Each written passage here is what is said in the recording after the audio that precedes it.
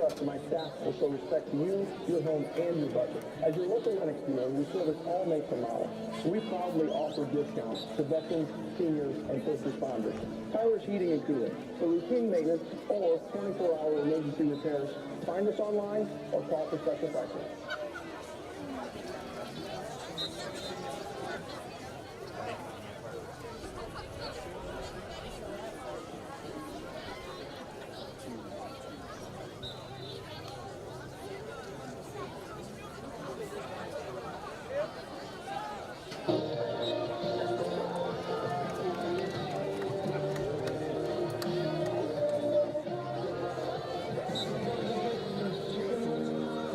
Someone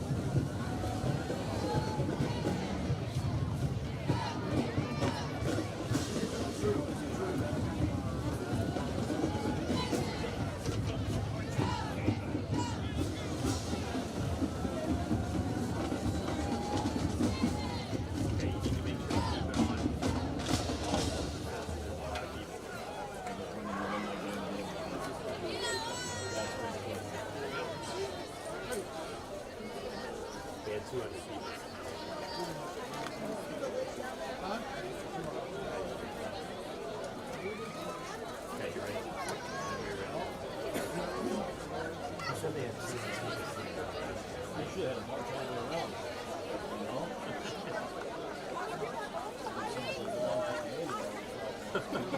evening. Welcome to Mishawaka High School. Mishawaka High School athletics.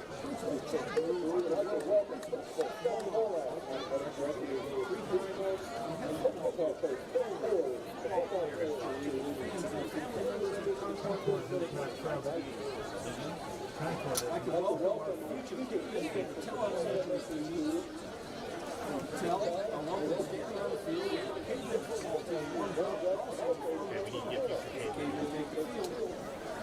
Still standing by many reserve games and typical bleachers with seat backs on reserve seats. If you are not a season ticket holder on reserve seat, you got to get a seat back. You may ask to relocate your seat. Tonight's pregame announcements are brought to you by Varsity. Now over downtown Mishawaka, 121 South Main Street. The Mishawaka Museum Mishawaka High School will also like to thank St. Joseph Health System for certified athletic trainers. And Maddie Hay for working hard to keep our athletes healthy. For those who attend to include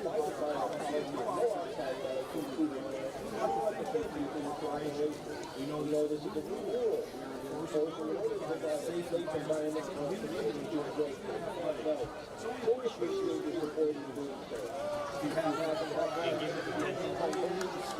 stadium, we ask you to consider reaching back to the city for more apologize.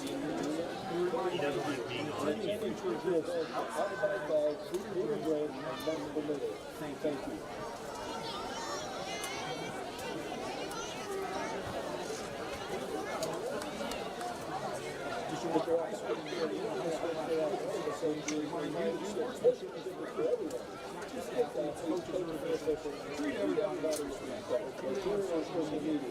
You can still try out and be proud, but it's sportsmanship that will make you a truly great player.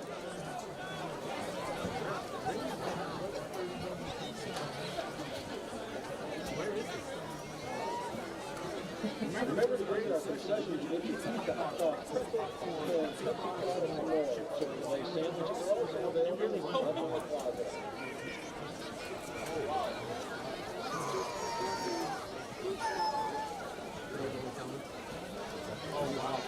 Officials for tonight's football. The referee is James Brett.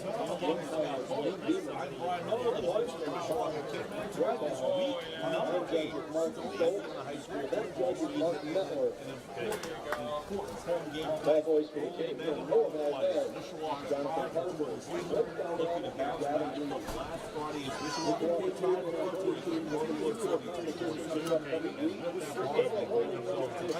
You're in a three-way tie. Football team will take on LSU.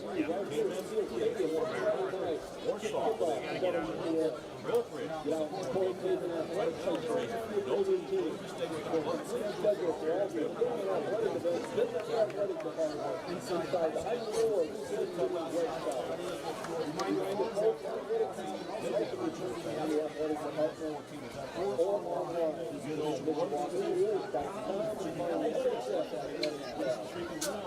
somebody's going to put back-to-back weeks together, and I think we're going to see it well.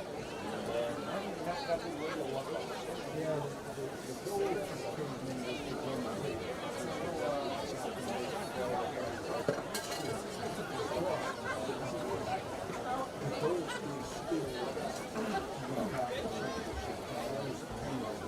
Are they on?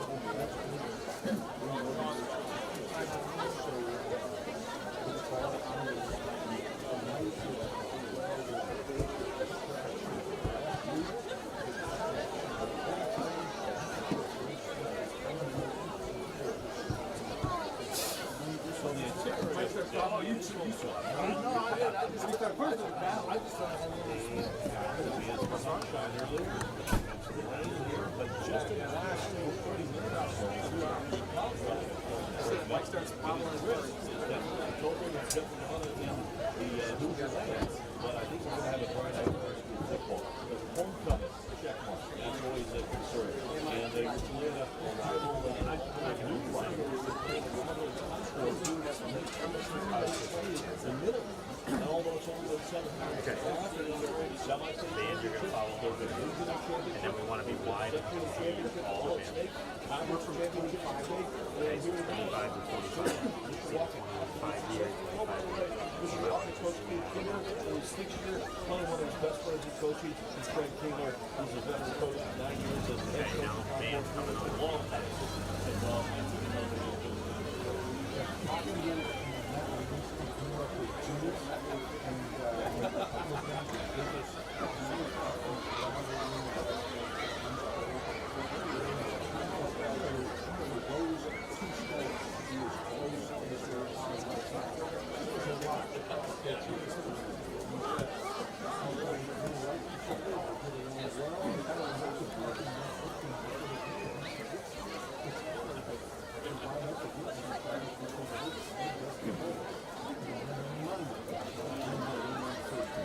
No doubt about that. Another small,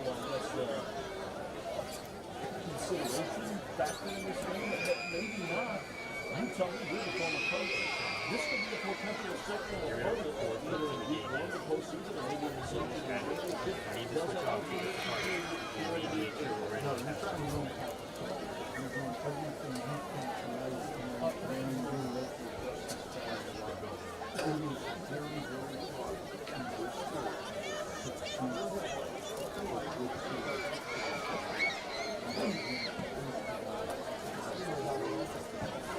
Good news, Concord has graduated kids like Dennis Keegan and Titus Hackworth, who were major heads in this Pregame program in the past years. However, Mishawaka won both games last year in this series. I think they won like 3 games in a row with Concord. Last night, 4-7.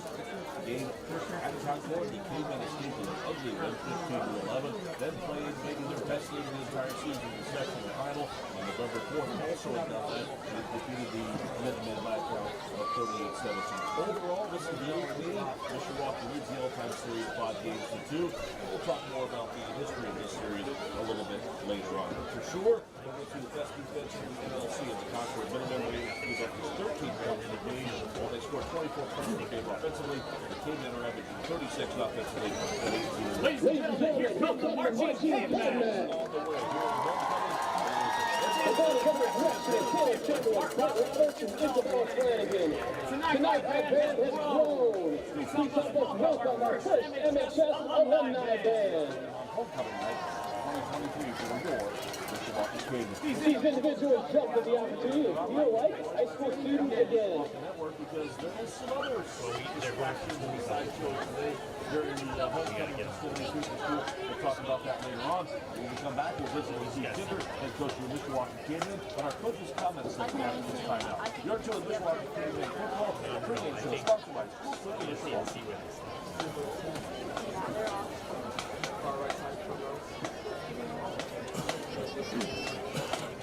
Yeah. Student 90s.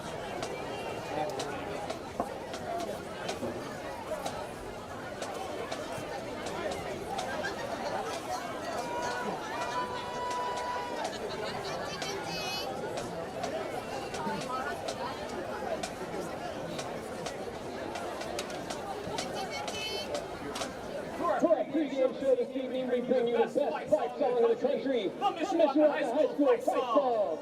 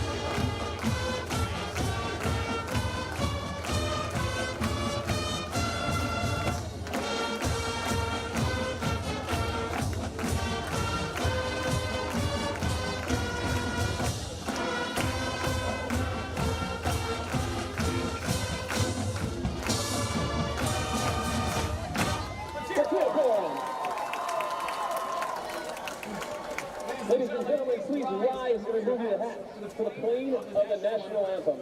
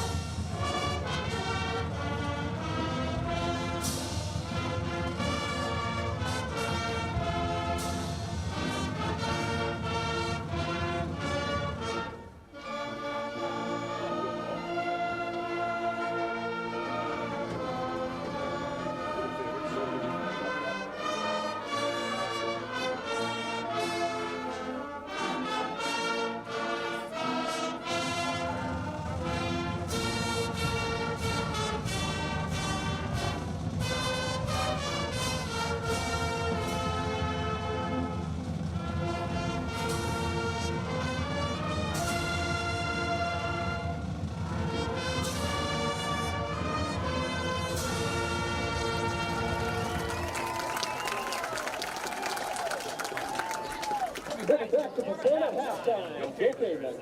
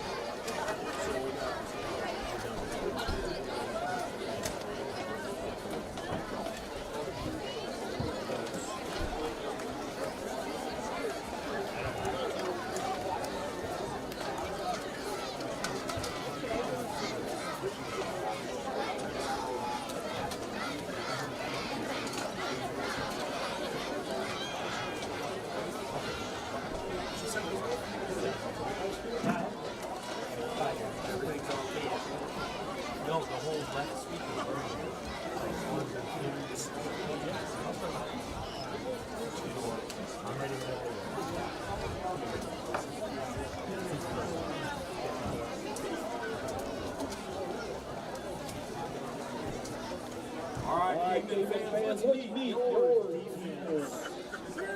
Defensive tackle, 54, junior, Carmelo Roscoe. Offensive end, 99, junior, Trey Dunning. Defensive end, 40, senior, Jason Martin. At one linebacker, he's a junior, he wears 15, Xavier Perez. At linebacker, junior, 26, Jackson Snyder. Linebacker, he wears 7, he's a sophomore, Ken Clemente. The other linebacker, 6, he's a sophomore, Camden Butts. At one corner, he's a senior, he wears 11, Jack Troyer. The other corner, he wears 3, he's a senior, Trey Thomas. Got one safety, he's a sophomore, he wears 1, Jaden Parker. And the other safety, he's a junior, he wears 0, Brady Newsom. Head coach of the Cape Man, Mr. Keith Kinder.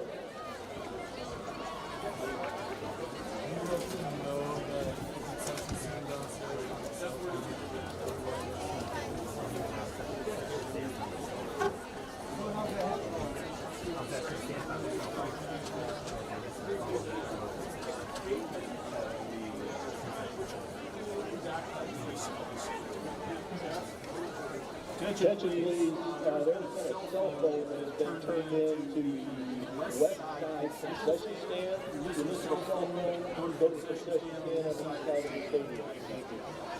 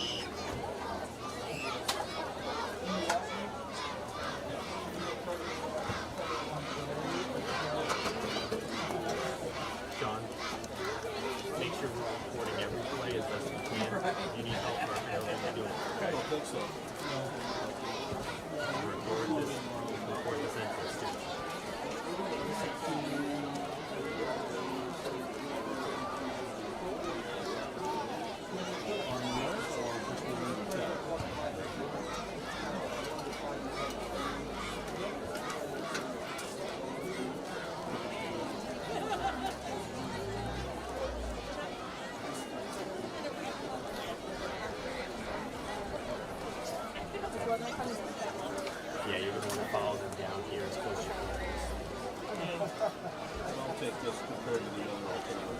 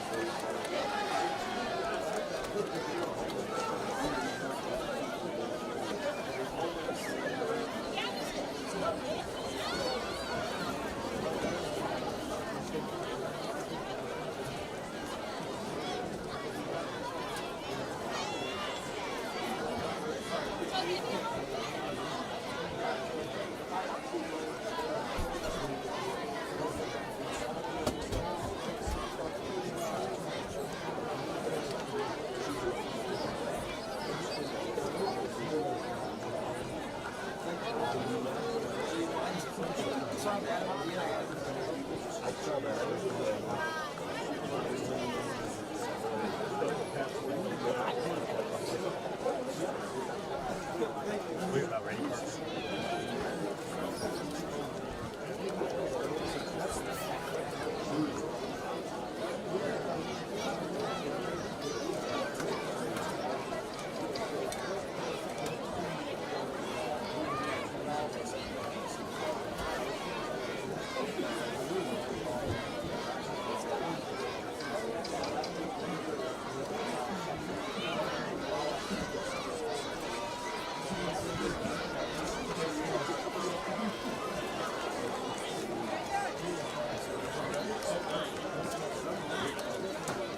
We were just doing top round.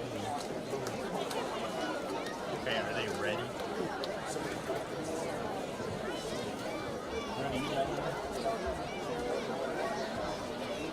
It's all the attentions. Yeah, I got you. Yeah. Yeah, I'm just making sure. Should I hit it first? Okay, good. Here we go, high video. Are you ready?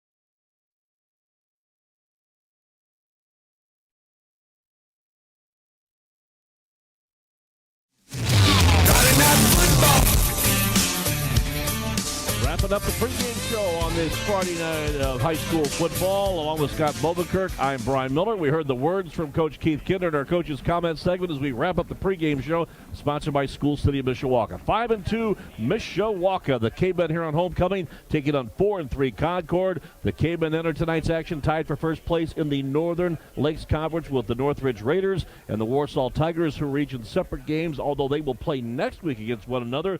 But there's another story that took place here today. It's some red-hot news, no pun intended, downstairs to the Mishawaka Network's Brady Gallo, our sideline reporter. Brady, tell us about an interesting afternoon here at Steel Stadium. Yeah, it was definitely interesting. We were just having our pep rally on the Jumbotron, and we were wondering, like, what was going on. Then it burst into flames, and next thing you know, things on the ground. So definitely pretty interesting. Now, let's clarify, bursting into flames, the speaker in the upper left-hand corner of the scoreboard. It was not the entire scoreboard. It was not the Jumbotron. No. And the scoreboard and the clock are operable tonight. Yes. Okay. But it was still pretty exciting. Yeah, it was definitely interesting. Me and a couple of my friends were looking at it. We're eyeing it the whole time until they finally stopped it. Brady, you're in the halls throughout the week, and last week's loss was one that I know has resonated with this coaching staff more than the norm after a loss. And this football team, talk about just some of the conversations in the hallways and your anticipation of them bouncing back here tonight. Yeah, that was an absolutely crushing loss. Insane game. That's a tough play. I mean, hindsight's 20/20. You went with ball in Brady Fisher's hands. Can't really complain, but morale was definitely low, having some of the football players in my classes. But we got high spirits tonight. We now going in, every single game is a must-win game if we're trying to win this conference. Concord was a team, the last time we played them was an NFC championship game, so they're going to be out to get us. Well, actually, it was a sectional championship game the last time, but no doubt, it seems like every time we see the Minutemen, something is at stake. Brady, enjoy the game. We'll check in with you after the first quarter of action. Scott Bobekirk, you heard the words of wisdom from Keith Kinder, and watching these two teams warm up, your thoughts? Yeah, I want to play in a game in October that means something, and I think the kids do too, the coaches do too. This is a big game, and that's exactly what you want it to be. You want to be in rather than out at this point of the season. One thing for sure, we will see two coaches and their offensive coordinators call rushing, running plays here tonight. That is a big key for both these two schools. Brady Fisher, last week, what a miraculous game in that heartbreaking overtime loss at Northwood. 155 yards rushing. Novell Miller, the junior fullback sensation, with 113 yards last week. Miller on the season has rushed for 635 yards. Brady has rushed for 732 overall. And then Fisher's also passed for over 500 yards. Last week, Caden Smith was a big extra weapon for this K-Man club. He had 79 yards. But Concord has their own rushing attack that is very, very lethal. Jerron Thomas, 905 yards, 9 touchdowns. In a lot of ways, he's maybe a little speedier addition and looking like a Novell Miller. He is 6'2", 195 pounds. Thomas, too, is a junior. He's rushed for 905 yards and 111 carries. He is truly the workhorse of this Concord club. And Craig Kaler and the Minutemen are hoping to make a mess, even a further mess of the standings in the Northern Lakes Conference. The coin toss took place earlier, and it told us the Cavemen won the toss, have deferred till the second half. So they will kick off at a little pooch kick by Lucas Larson, fielded by Concord to the 35-yard line and brought only back 2 yards to the 37. Good coverage by the boys in maroon. That kick returned by the Minutemen and Joe Moon. And now Concord will start. Actually, that was by Mike Campanello, but Concord will start 1st and 10. The homestanding Cavemen here on homecoming tonight in their home maroon jerseys, maroon pants, white numerals, and white helmets. Concord on the road as they describe the action, or we describe the action later. They will go from left to right. They're in their white travel jerseys with white helmets, green numerals, green trim on the helmets, green pants, and white shoes. Bo Brunner, a sophomore quarterback, getting his 3rd start here tonight. He will, in the shotgun formation, set his team. With Thomas on his left hip, takes a 2-step drop back, looking right, firing a sidearm pass to the near right-hand side, and the ball intended down in front of us to Campanello is incomplete. Good coverage by the K-Band defense right there with Trey Thomas and also Trey Dunning in the neighborhood. Concord has a very good, very veteran offensive line. are going to have a tough time. The Cavemen could have a tough time putting pressure on Bo Bruner tonight. This Concord offense starts 7 seniors, 1 junior, and 3 sophomores. In fact, tonight they will start 4 players who will play 2 sides of the football. They'll start on offense and on defense. Wide out, left and right, actually 2 on each direction. Inside handoff, right up the gut. It is Thomas. Thomas breaks a tackle, past midfield, has the first down and more, past the 40 to the 40-yard line. He will be dropped down from behind. Ran an inside zone against the odd front. Jerron Thomas rather on the run. 20-yard pickup. Thomas, who averages 8.2 yards per carry, gets his club off to a fine start just underway here from Steel Stadium. The wind right now is maybe a factor if you're kicking into the wind like Concord would have to at this moment. Coming from the southwest, shotgun snap. It is Brunner, inside handoff again to Thomas. Nothing fancy there. They keep it between the tackles, and this time from the line of scrimmage, pushes forward past the 40 to around the 41.5, 42-yard line. It'll be 2nd down and 7, Concord. The Minutemen on the season average 24 points per game. They have totaled 1,953 yards. They average about 279 yards per contest. The majority of those, 200 of those, are on the ground per game. And a team that really has not turned the ball over many times this year, only 4 fumbles in their first 7 games. Shotgun snap. Brunner will give it on the inside again to Thomas, and Thomas again between the tackles, muscles it forward to the 35-yard line, where he is met by Xavier Juarez and a couple other maroon jerseyed defenders, including leading tackler Jackson Snyder. It'll be 3rd and 3, Concord at the 10:28 mark. First quarter just underway and scoreless. Concord runs a spread offense. They will run with at least 3 wide outs and an H-back. They will run out of the shotgun and also the pistol formation. Cody Blyer, Chris Adams, Cameron Lewis, Donovan Arnold, and Brennan Rumble, all that are the individuals who make up that highly acclaimed offensive line for Concord, with 4 of the 5 being senior starters. Inside handoff again, smash mouth football by number 8, Jerron Thomas, who gets the handoff from his sophomore quarterback. Needed 3, got about 4+ up to the 30-yard line. Are they going to advance the chains, or are they going to measure? They have yet to move the chains. Now they will. Kind of a delayed first down call, but all of our first downs tonight and all season long brought to you by Kevin Putz of First Midwest Mortgage. First down, Concord. Chain crew did a nice job. They did not move the chains until they were told to. With the extension of the arm. 9:37, clock rolling, and Concord rolling, working with a short field on that pooch kick from around the 35-yard line. Now they will shuffle their wideouts, Campanello, Brevard, and Gill, from right and left respectively. Straight drop to the right. Turning, sidearm pass underneath, caught around the 25-yard line. Brevard on the catch, and a gain on the play of about 5 yards. Yeah, they flip-flopped their wide receivers to see what the Mishawaka defense was going to do. They played a field defense, so they flipped their corners and safeties as Concord did as well. Brevard and Herman are wideouts to the far left-hand side. Now here on the near side of the field is Campanello. And still in the single setback formation is Thomas. He will take the inside handoff from Brunner, and he will spin forward and then be spun down by a caveman defender. I believe that was Jackson Snyder. Not really sure. We're looking through a screen tonight, so bear with us. But I guess we should have taken the screen out. Well. Just don't ruin it. We'll be in trouble. Actually, Trey Dunning on that tackle for the caveman. A pickup by Thomas sets up a 3rd down and 2 play. Concord right now here in their opening possession, marching the ball right down the field. Now a reverse coming from the slot position, end around, running room out to the left side. Ball stripped away, loose ball on the turf. Mishawaka has recovered. Great play defensively by the boys in maroon, as Torrin Day came from a flanker right, reverse going to the left side, and had the ball stripped away around the 25-yard line. Mishawaka has recovered, and they'll get the football 1st and 10. Huge play, as you said, by the Mishawaka defense. A nice reverse set up but a safety, I couldn't get the number, a safety came down and got him in the backfield. The ball came out, and Mishawaka stops a big Concord drive. That was an impressive drive by the Minutemen, but they self-destruct with the turnover. A forced turnover. Either way, Mishawaka will get the ball, and now senior quarterback Brady Fisher and company will go to work from their own 25-yard line, 1st and 10. We're scoreless first quarter. Handoff fullback Novell Miller off the right side.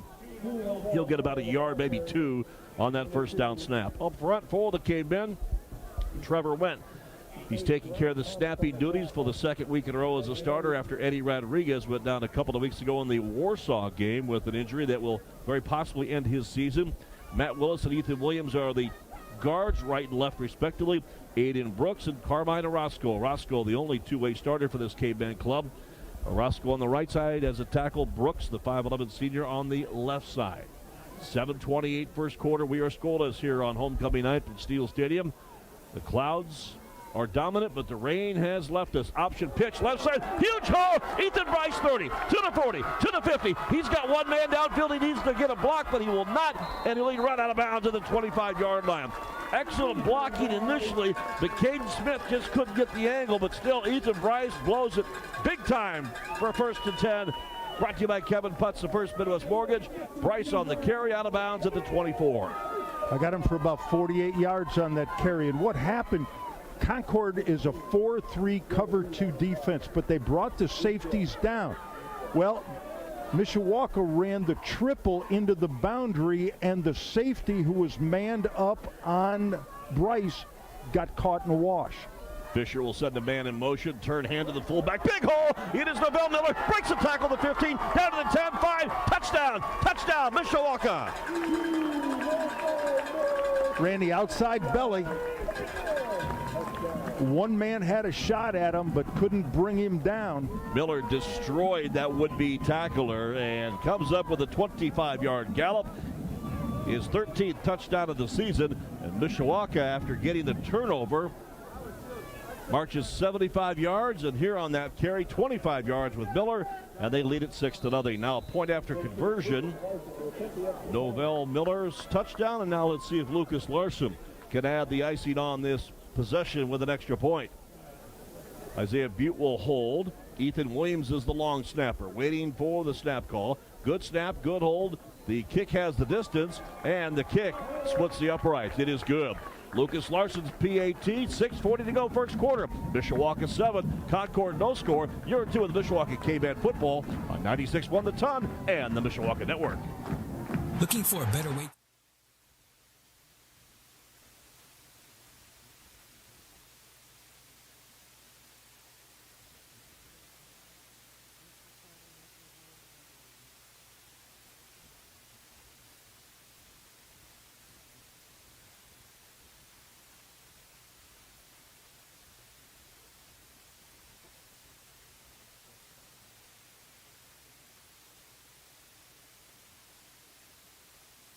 AD and WQLQ HD3 South Bend.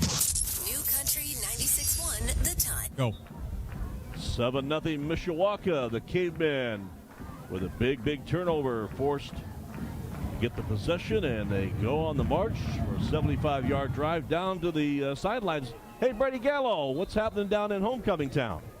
Fantastic start there for the Cavemen. I mean, saw Concord was kind of driving there for a little bit, got that big turnover, capitalized in a big way. Novell Miller, Ethan Bryce getting those runs.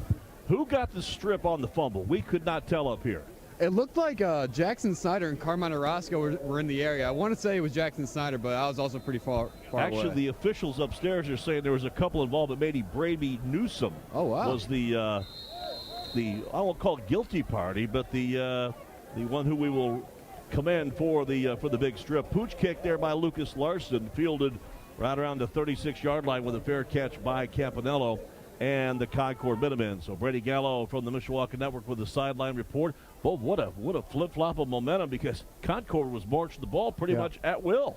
Yeah, we weren't stopping it. We weren't stopping the run.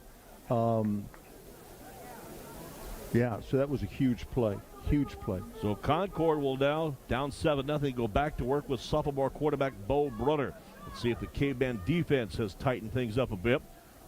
Brunner inside fake of the handoff. Toss out in the flat left side to Brevard. Brevard breaks one tackle past the 40, and he is snowed under right at the 44-yard line. Just shy of the 45 and a couple of yards shy of the first down. That is Sharice Brevard, 5'8", 155-pound sophomore. He's a double threat for Concord's offense. He's ran 11 times this year for 60 yards, a couple of touchdowns, and he's caught 19 passes for over 250 yards and 3 touchdowns. And he is lightning quick. Torrin Day, Mark Herman, and Brevard are 3 of the 4 wideouts, all of them here to the near wide side of the field and or the right. Concord goes left to right, shotgun snap. Brunner, inside handoff. Thomas right up the gut. He breaks into open field, up to the 40, up to the 35, 30, 25, down to the 15, 10, 5 touchdown. Concord is a point from tying this game. Ran a little inside zone. He cut it back around the guard, I believe it was, and there was no one there. Jerron Thomas matches the Novell Miller blast with a touchdown run of his own, his 10th of the season. And now the Minutemen with Rafa Sabas attempting the point after conversion. He is 13 of 15 on the season. Sharice Brevard will hold on this point after conversion attempt. 7-6 our score. Here we go again. Concord looking to tie it. Yeah, first one to 40. We saw this last week, and it didn't end well. Low snap dug out nicely. A strong kick by Sabas is up, and it is good. Concord with a quick answer. 5:46 to play here in our opening frame of football. First quarter from Steel Stadium. Mishawaka 7, Concord 7. This is Mishawaka K-Band football on 96.1 The Ton and on the Mishawaka Network. Some people see a huddle in the locker room. We see a second classroom. Some see a student athlete on the court. We see a future leader in the community. You see, high school sports in Indiana are special. That's because they're about learning and growing, not just winning and losing. Fans, I'm Commissioner Paul Neidig. Support education-based athletics in Indiana by buying a ticket to your high school's next athletic event. Some see a student athlete working hard in the weight room. We see a future leader learning there are no shortcuts to success. Some see a start to a swim meet. We see the starting blocks for life. Proud to keep education in front of athletics since 1903. On the U.S. Sidecrafters scoreboard, a couple of other games around the area. In the Northern Indiana Conference, Jimtown leads South Bend Adams over at Netfield 7-0. And Northridge, the 4th-ranked Raiders, they lead Plymouth 7-0. That game over in Middlebury. Here, if you stepped away for a quick hot second, you missed a couple of scores. And a high, deep kick, booted strongly by Aaron Macon, but I think we have an offsides penalty against Concord, so they'll have to re-kick it. Macon with a very, very strong leg. But here, remember last week at Northwood, we talked about first team to 40. And it was a seesaw. We had 9 lead changes, a 0-0 game, a 36-all game at the end of regulation, and Heartbreak Hotel for the Cavemen down at Northwood, 43-42 in overtime. Here tonight, Mishawaka gets the fumble, strips, gets the ball at the 25. 3 plays later, touchdown Novell Miller, 25-yarder, an extra point by Lucas Larson made it 7-0. We didn't waste much time, just over a minute, and at 5:46 to go in period 2, a 2-play 64-yard drive by Concord, and Jerron Thomas matches the Miller score with a 56-yarder of his own, and here we are, 7-7. Here we go.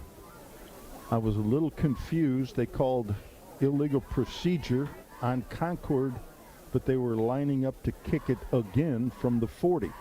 The official came down and just was going to do a do-over. moved them back 5 yards. Like in volleyball, what both thumbs go up, I think is the sign. Yep. Here we go. So Mishawaka will get the ball back. Aaron Macon, 5'10 senior, will boot this kind of a semi-spiral that will bounce around the 15 and roll out of bounds inside the 5.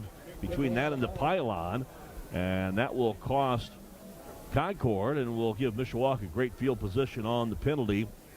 So right now the ball would be placed at the 35, but because they kicked off from the 35, I believe the ball will be placed at the 40 because it went out of bounds.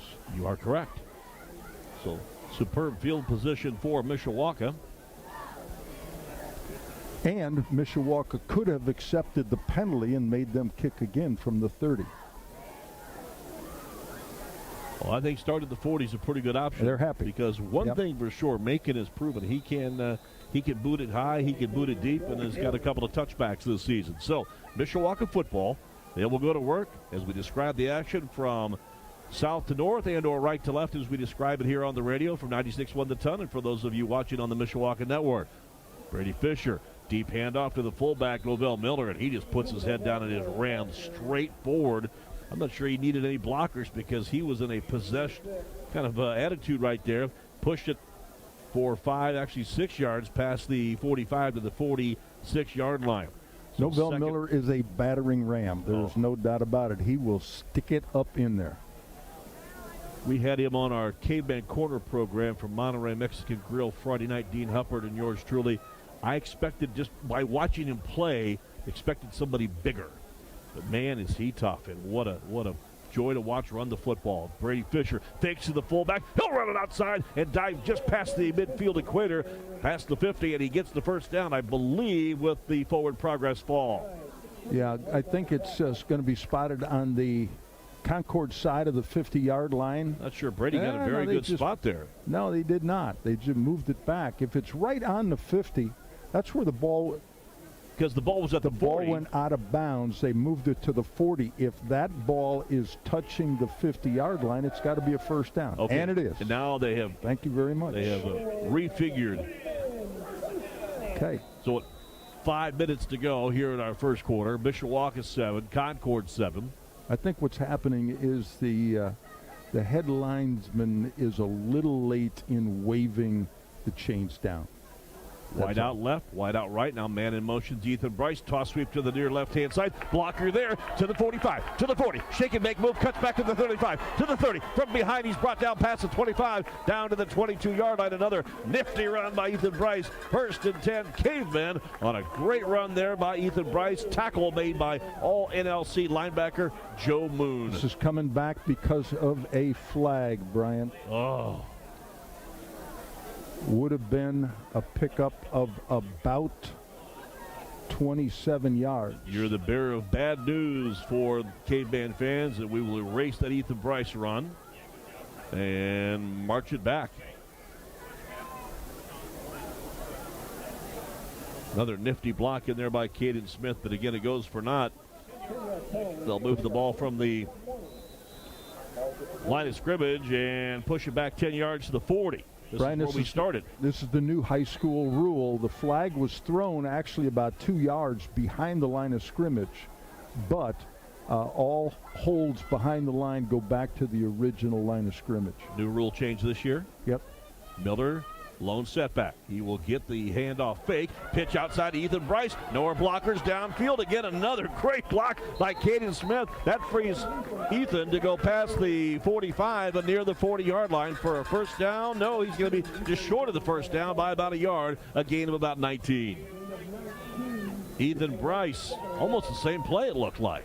Yeah, they ran the toss on the previous play. They ran the triple option with the pitch this time. But in either event, Bryce got it on the outside and a great block by their wide receiver. Wide out is Addison Cannon here to the near side. Trey Thomas in on the depth chart now as a wide out to the far right side. Two wings. Now Ethan Bryce in motion. Inside fake. Quarterback keeper right behind the fullback. That will be Brady Fisher. And Fisher gets yardage out to about the 46. Check that again. About the 44-yard line, rather. Nice job of Brady Fisher on the follow option, running the triple. And Ethan Bryce was tickled to death that he didn't get the pitch because he's tired after his last 2 runs. Bryce back in there now. He's a wingman in tight as a split end to the left. That is LaRon Kindred. Now Caden Smith in motion. Turns, hands, fullback, backfield. Miller pushes forward for yardage past the 30 up to the 28-yard line. He was trapped after about a 2 or 3 yard pickup, but just out-muscled the defender and carried him another 4 or 5 yards for a nifty run on first down. A gain of 8, 2nd and 2. We're at 2:42, and the clock ticks here in our first quarter at a 7-7 tie in this Northern Lakes Conference tussle between host Mishawaka and visiting Concord. Brady sets the troops for Mishawaka. Again, they go from right to left. 6-man front. Line of scrimmage at the 28-yard line in Concord territory. Bryce in motion. Little slant pass. Near side. Blockers out front to the 20, to the 15, and wrestled down short of the 10-yard line. Ethan Bryce has been a very busy young man in the Concord, or that Mishawaka backfield, rather, and Concord defenders have not been able to keep track of him. Send Bryce in motion. The wide receiver blocked. It was almost like a split-end screen with Bryce coming in motion to the sideline, and Fisher just stood up and threw a nice, easy toss to him down to about the 12-yard line. 17-yard pickup, 1st and 10 for the Cavemen, and a stoppage in play as the snap takes place. Penalty flag going to be thrown, and I believe this one again will be against Mishawaka. Yes, a false start on the men in maroon and white. So penalty on Mishawaka, and that will cost them some real estate here at 1:51 to play in our first quarter. Fans, remember, if you're in the market to buy, sell, or refinance your home and your mortgage, give Kevin Putz of First Midwest Mortgage a call at 287-1152. Kevin Putz of First Midwest Mortgage, proud to sponsor our first downs tonight and all season long on 96.1 The Ton. 1st and 15, Cavemen now. Unbalanced to the field. Tim Kay, or check that, Caden Smith wide to the right. They will go to the fullback again, Novell Miller, and he will bulldoze his way straight forward from the line of scrimmage to about the 12 for a gain. We'll call it of about 4. 2nd down, it will be 11, and a stoppage in play with an injured Concord Minutemen player down. So an injury timeout. We will take a break with 1:19 to play here in our opening period. Our score, Concord 7, Mishawaka 7. We're back after this on 96.1 The Ton and the Mishawaka Network. At Indiana Farm Bureau Insurance, we're not just good at insurance. We're good at Matt's 1-car, 2-bedroom apartment with a home office/home gym insurance. We're good at Nick's SUV and farmhouse with a remodeled kitchen/art gallery insurance. And we're good at the Wilbur suburban home with the 2-car garage/rehearsal space insurance. Have you seen my hockey socks? Have you checked your sock drawer? Start with Indiana Farm Bureau Insurance and stop knocking on wood.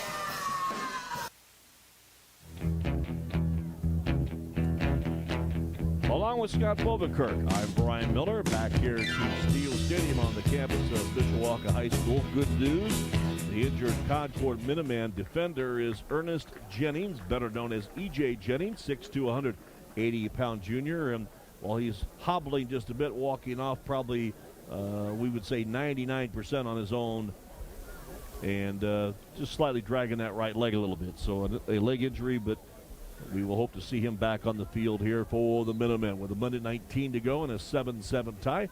But we've been very entertained here in this first 11 minutes. Yeah, I'd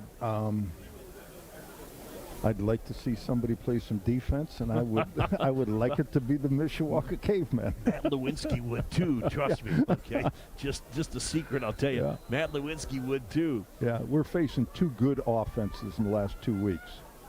2 wideouts. Now toss sweep to the near side. Out of the backfield, Novell Miller will drag a defender from the 10 down inside the 5 to the 4. Novell Miller. Not often you see him get to the outside, but that on a little belly option. And Miller showing some of his mobility there, getting outside, showing some speed, and picking up yardage down to the, let's see where they mark it, right around the 4-yard line. It's 3rd down, Brian, but the Cavemen can pick up a 1st down. So it's 3rd and 2 right now, but the ball only needs to get to the 2-yard line. We're in the final 35 seconds of our opening period. here from Steel Stadium. Caden Smith in motion. They'll fake it on the inside and give it away to the fullback, Novell Miller, and he will dive into the end zone and, yes, break the plane. Touchdown, Mishawaka. Did not see a sign until well after the play had ended by the outside side official. But Novell Miller from 4 yards out picks up his second tally of the night. His 14th rushing touchdown of the season. And Mishawaka surges back on top by 6 at 13-7. Now the point after conversion, Lucas Larson has been El Perfecto in PAT so far this year. 27, now 27. Ethan Williams, the long snapper. Normally a guard on the offensive line. Isaiah Butte will hold. Snap is there. The hold is there. The spin of the football looks good. And the kick also is up and good. Time out of the field. 20 seconds to go first quarter. Caveman bounce back on top. Mishawaka 14, Concord 7. You're in two with Mishawaka Caveman football. Northern Lakes Conference style. On 96.1 The Ton and the Mishawaka Network. Some see a student athlete working on a shot. We see a powerful lesson in persistence. Some see a student preparing for success on an exam. We see a student athlete preparing for success in life. Proud to keep education in front of athletics since 1903.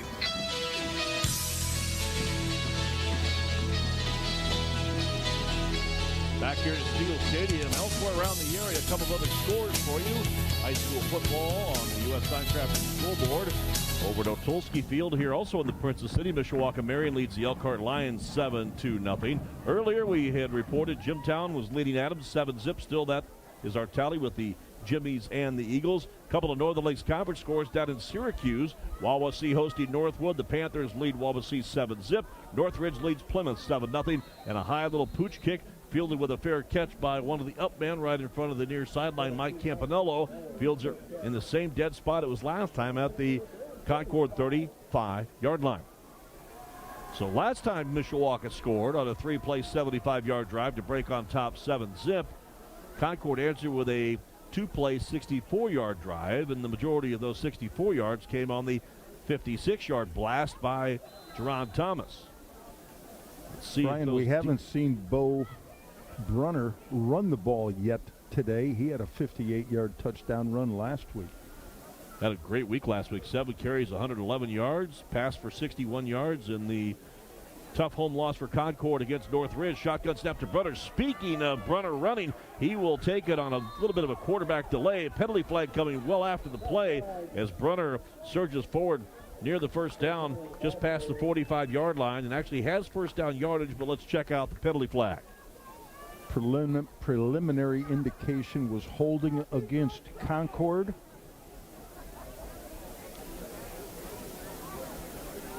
Our officials here for this Week 8 matchup between the Minutemen and the Cavemen. The referee is James Craig.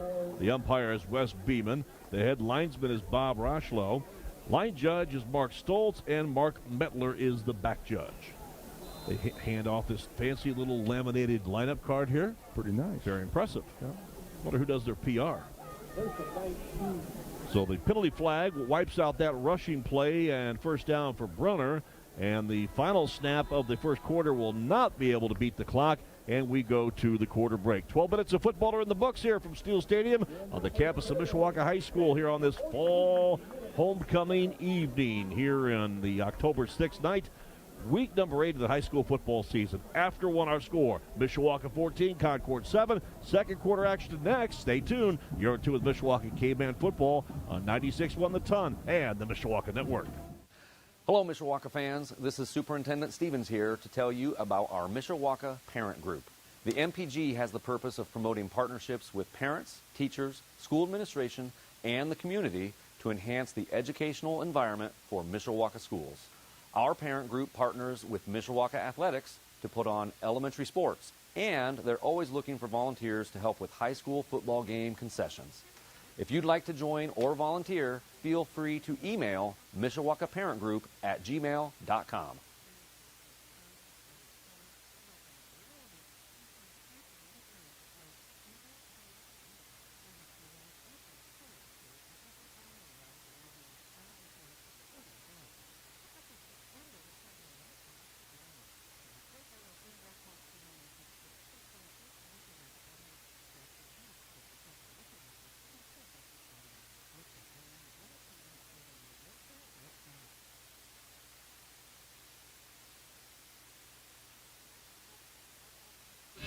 along with the Hall of Famer and former coach Scott Bubakert. I'm Brian Miller, down to the sidelines with a Mishawaka 14-7 lead after one.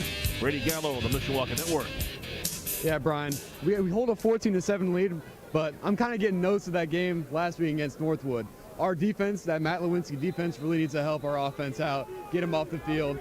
Our offense is clicking. We just got to get it stops and get that fumble like we did on the first drive. We're going to be fine. Well, let's see if the penalty flags can lessen just a little bit for both schools. Brunner with a play-action fake. Throws it down the middle. He's got his man that would be on the run, Torrin Day, but Day cannot hold on to it. Incomplete. Otherwise, it is a first down and a gain of about 30. Yeah, nice ball thrown right down the seam against a two-deep defense. Perfect route, perfect throw. Just couldn't come up with the catch.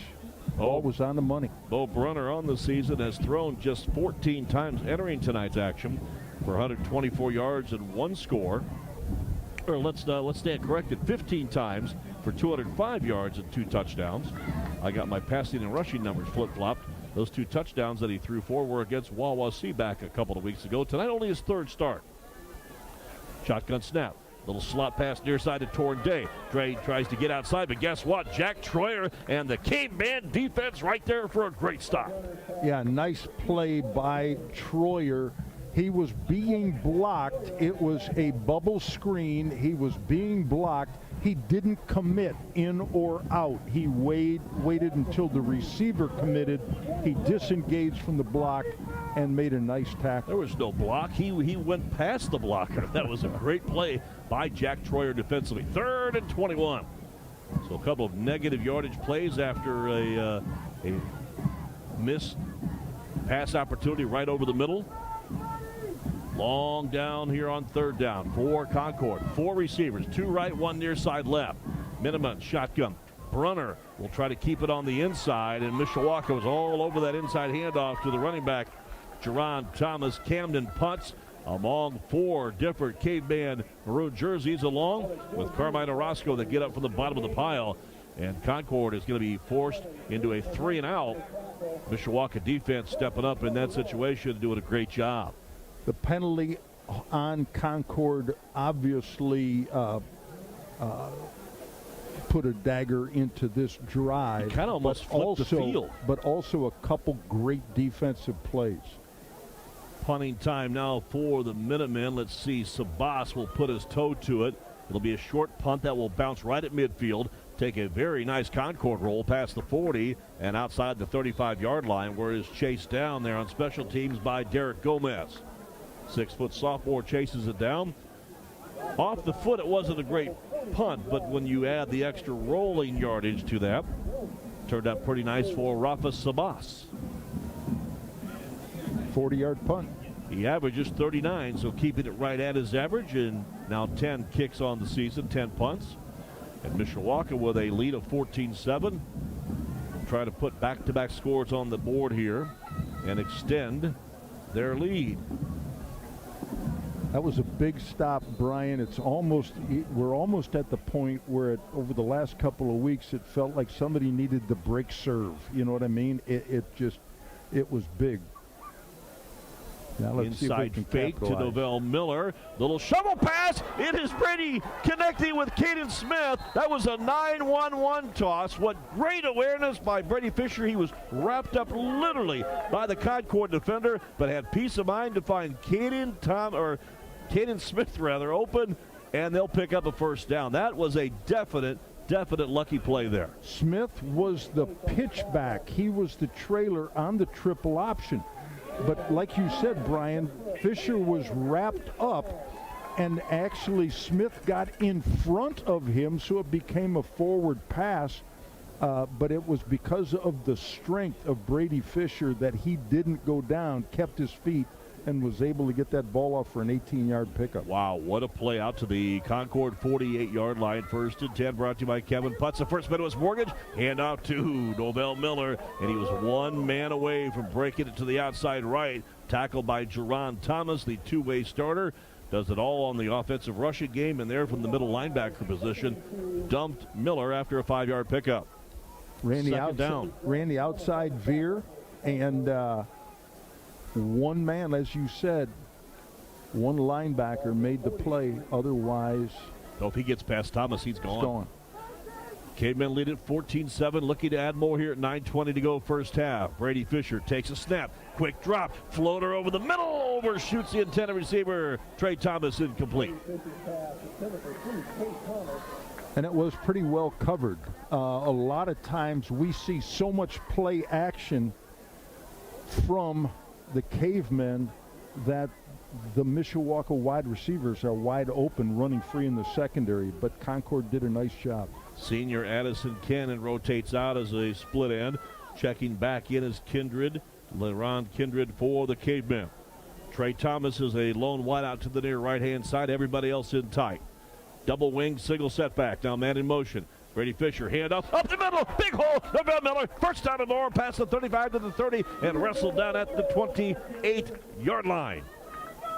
What a run there by Novell Miller, tackled by E.J. Jennings. I couldn't tell if it was midline or just a dive, but it was basically a straight-ahead play for the Cavemen and a big first down. Novell Miller right now running like a man possessed. 8:50, clock ticking. Second period of play here from Steel Stadium on homecoming night in Mishawaka.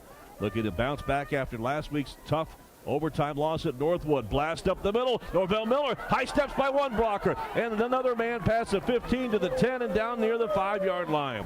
Novell Miller is hitting the hole both so quickly and then just keeps on a churning, not letting up until he is in the grass but on the turf. Another nifty run by Novell Miller. First and goal to go Mishawaka at the Concord 6. Yeah, a 16-yard gain on the play before, 21 yards on that, and both same plays. Fisher under center. Unbalanced line heavy to the right. Brady takes the snap. Inside handoff. They'll run between the tackles with the fullback Miller. And Novell will be bottled up past the 5 down to about the 3-yard line. He picks up about 3. Second and goal to go. And the scoreboard will say from the 2-yard line at 8 minutes to go here before halftime. Yeah, that 4-yard pickup is really going to hurt his average. Shame. Have to have a closed-door meeting after that, won't we? Trey Thomas checks back into the Caveman combo. Ethan Bryce and Caden Smith to continue to be the halfbacks, setting up as wings on the right and left side, respectively. Again, everybody in tight except for Thomas. Single setback. Brady fakes it, looks to dance outside, and then leaps and dives forward and breaks the plane with the football. Touchdown, Mishawaka. That was pretty well defended by Concord because the outman was defended on the option pitch outright. But Brady had enough room to slide between a defender or two and just literally use that 6'3" frame to stretch it out and just broke the plane with the football. Touchdown. Cavemen, they lit it 20-7. Yeah, he reached out over the line. Typically, you don't want your quarterbacks to do that for fear that the ball gets slapped out. But he was in a position that there was no other defender out there. It was a safe play. Fisher with his 12th rushing touchdown of the season. Now the point after conversion for Lucas Larson. High snap handled nicely by Isaiah Butte. The kick has the distance, and the kick, it is good. Great hold there by Isaiah Butte to keep the streak going for Lucas Larson on point after conversions. Timeout in the field. 7 minutes, 31 seconds before halftime. Our score, Mishawaka 21, Concord 7. You're in 2 with Mishawaka Cavemen football here on 96.1 The Ton and on the Mishawaka Network. Community, collaboration, teamwork. This is what local means to TLCU Financial. In our community, everyone plays a part, and we're here to play ours. As a credit union, it's what we do. Welcome to TLCU Financial and bank like a local. Hi, I'm Vicki. To become a member, visit us at tlcufinancial.org or stop in at our Mishawaka branch across from John Young Middle School. Your credit union, your way. Quick U.S. Signcrafter scoreboard update. Northwood has tacked on a field goal to grab a 10-0 lead over Wawasee in the second. Northridge has doubled their lead on Plymouth 14-0 in the second. And Goshen still holds a trails Warsaw 14-0 in the second. More scores coming up at the half as we send it back to Steel Stadium. Matt, thank you for that update. Good to hear your voice from the U.S. Signcrafters scoreboard studio. 7:31 to go, and Mishawaka putting on back-to-back touchdowns and Novell Miller. Now Brady Fisher with a 2-yard plunge. Again, Brady's 12th touchdown of the season, and the Cavemen jump out to a 2-score advantage. Pooch kick, high floater, fielded on the fair catch. No, not a fair catch. Fielded on a backpedaling move there by Campanello, and he's snowed under after dancing around trying to avoid 1, 2, and 3 maroon missiles. And they'll mark him at the 31-yard line. Good coverage by the Caveman special teamers. And now let's see if they can continue the momentum defensively from the last Concord possession to force the Minutemen into a punt. Cavemen doing something a little different. They used to do this. We hadn't seen much of it this year, but they are popping that kick up. It is short, but it is kicked high enough to allow the cover team to get down and cover, and they're doing a fine job of it. Starting at the 31-yard line, that's great field position. Runner in the shotgun formation will fake the inside handoff to Thomas. Back to pass, throws a line drive over here to the near side. Caught by Brevard at the 44. Breaks free across the way. Past midfield to the 45 in Mishawaka territory. Run out of bounds. That is a great catch in the air by Charisse Brevard. The 1, 2, and 3 broken tackles will not make Matt Lewinsky and the defensive coaches very happy there. Yeah, and there was a blatant block in the back. Meanwhile, we have a Caveman down well across the field. A blatant block in the back by a Concord Minutemen that was it wasn't going to spring anybody. It was right out of bounds, and it was right in front of the officials. It did not get called. Injured Caveman is Jaden Parker, sophomore strong safety. So as the medical staff puts 100% attention to Parker on this injury timeout, we will take a break. 7:13 to play before halftime. Mishawaka 21, Concord with the football 7. We're back after this on 96.1 The Ton and the Mishawaka Network. Hello, Cavemen. It's Dr. Joe Winek with Winek Family Orthodontics. I'm excited to be a part of the Cavemen athletic season. Our office offers Invisalign and braces for both children and adults. Call us for your complimentary consultation today. We take our business seriously, but our ultimate goal is to put a smile on your face. Slide what now? Kick slide. Bring it up now. Bring it back now. Giddy up, giddy up, giddy up, giddy up now. For more information, visit our website at www.winekfamilyortho.com. Along with Scott Bovenkirk, I'm Brian Miller. Glad to have you back with us here on the radio at 96.1 The Ton and worldwide on the Mishawaka Network. And hobbling, coming back from a almost across the entire football field, across the way in front of the Concord bench area, is Mishawaka sophomore Jaden Parker. He's played very, very well in the secondary this year, and he is really, really favoring that right leg. He's being escorted there very cautiously by the training staff for the Cavemen. We'll have to see what his status is as this quarter continues, and Mishawaka's depth chart will come into play. And we will see number 21, Drew Ginter, check in that Caveman secondary. Ginter's got a lot of experience, has played well this year in even a couple starting roles, but now 1st and 10 for Concord, and just before the Minutemen get a chance to snap the ball, Keith Kinder and the Cavemen call the timeout. We'll do the same at 7:05 before halftime. Mishawaka 21, Concord 7. Back after this timeout from Steel Stadium. Hi, I'm Nate Zolman. In 1963, my father, Bud Zolman, began working in the tire and automotive service industry. After many years of hard work and dedication, he and my mother, Diane, founded Zolman's Tire in 1978, 45 years ago. Today, we have 8 retail locations and 3 commercial truck, tire, and diesel locations. After all these years, Zolman's is still going strong, serving you and your family for 3 generations. Buy local, shop local. Zolman's Best One Tire and Auto Care.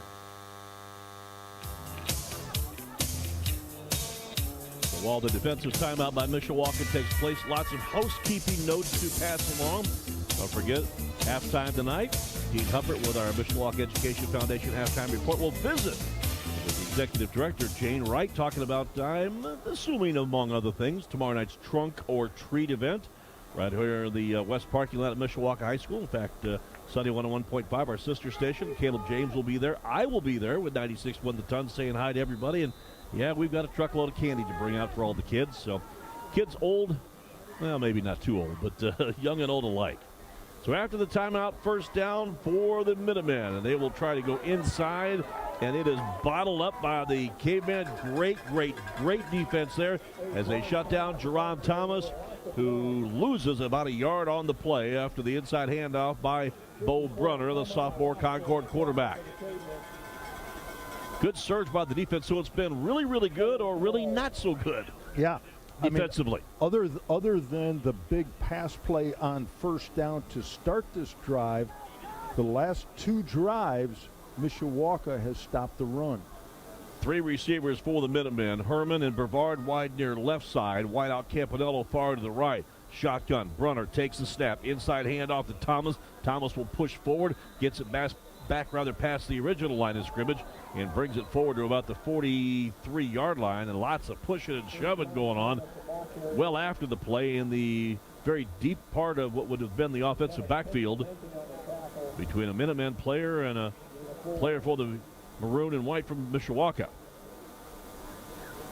Those corners and wideouts see each other almost on every play, and they've had enough of each other. Yeah, they get a little They're tired. probably not exchanging Christmas cards. Get a little tired of each other.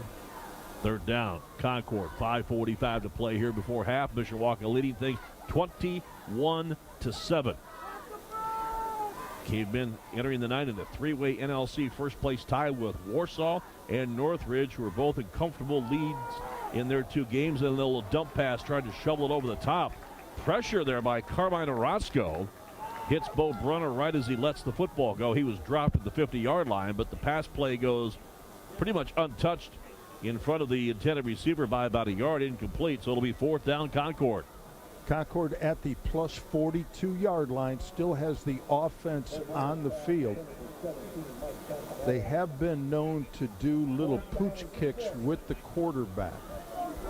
We also have seen Bo Brunner do a quick kick and or a punt this year. In fact, his one punt was 50 yards. He can't kick the football. And here we go. Look for it right here. Brunner will take the snap. He will pooch kick it, and it will take a bounce right at the 5, down inside the 5 to the goal line and in for a touchback. Didn't quite get underneath it maybe the way he would have wanted, but Concord in that kind of gray area as far as 4-down territory, not around the 42, had 4th and 6, and they choose to kick it away with the free kick, and Mishawaka on the touchback gets it 1st and 10 at the 20-yard line. They've got 5:21 to go and 2 timeouts here before halftime, looking to add to their 2-score lead. 2 big stops, back-to-back stops. Just when we said we needed to see some defense, we did. So here come the men in maroon. Grady Fisher and company will bring the troops out. Lavelle Miller continues at fullback. He's had a great night so far.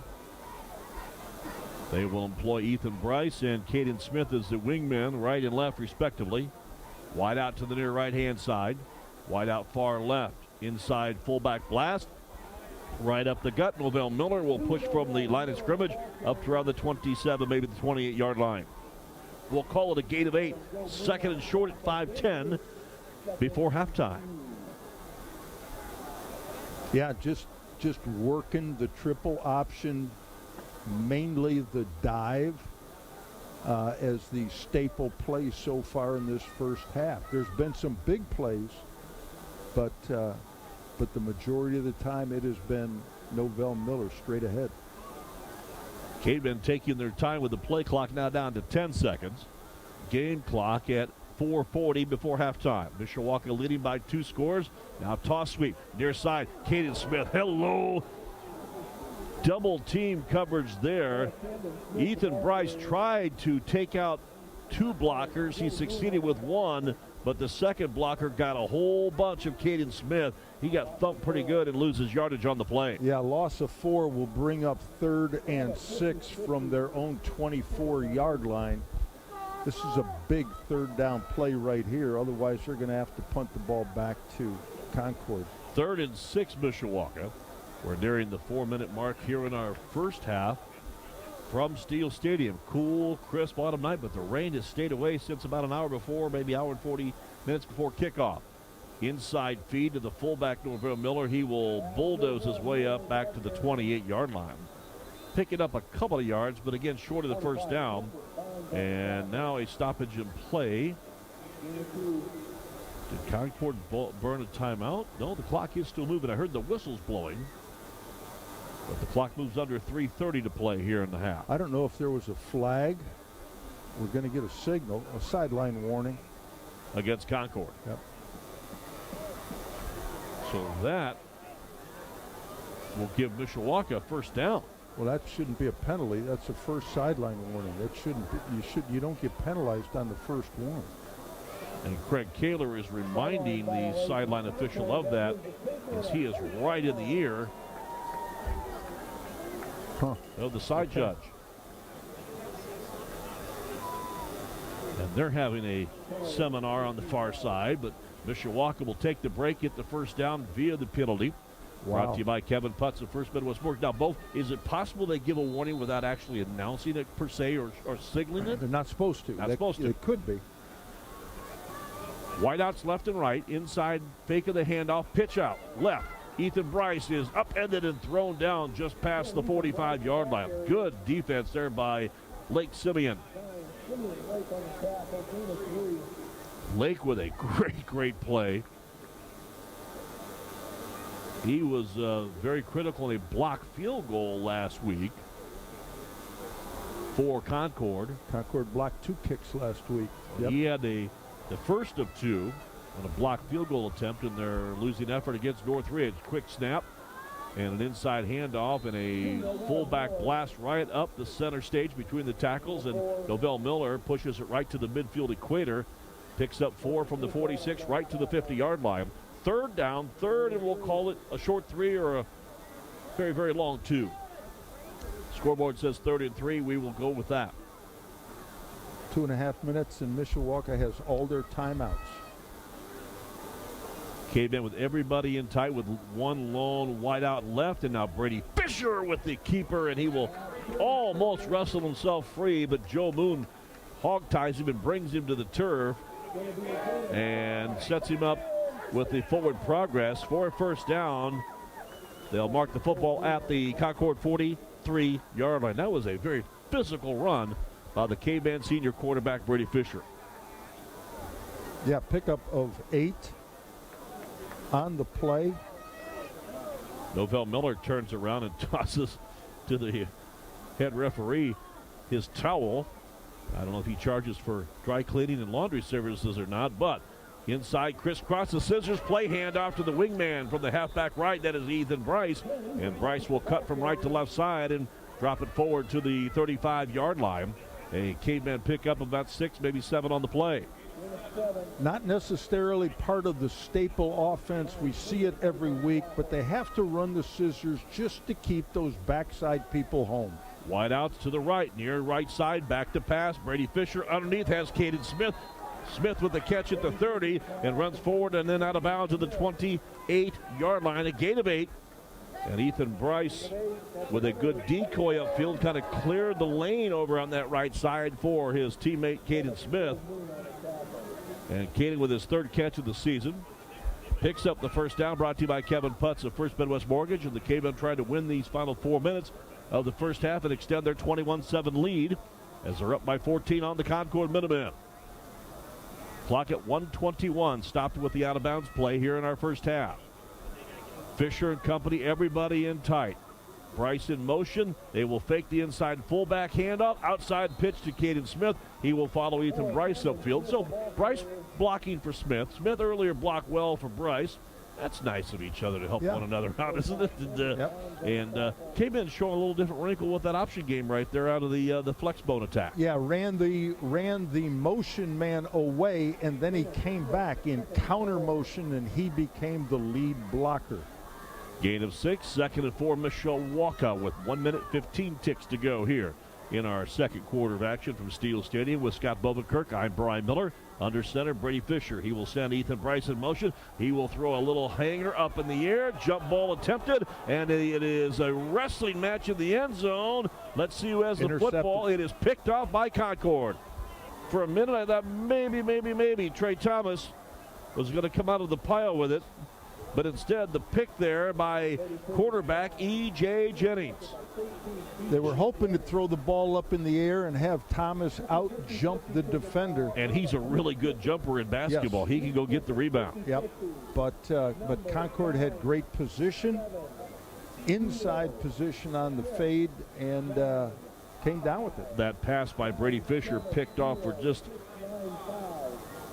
his third interception of the season. Had a lot of air on it. It was kind of a rainbow, and certainly gave Jennings the chance at 6'2" against Trey Thomas, 6'3", to go at it.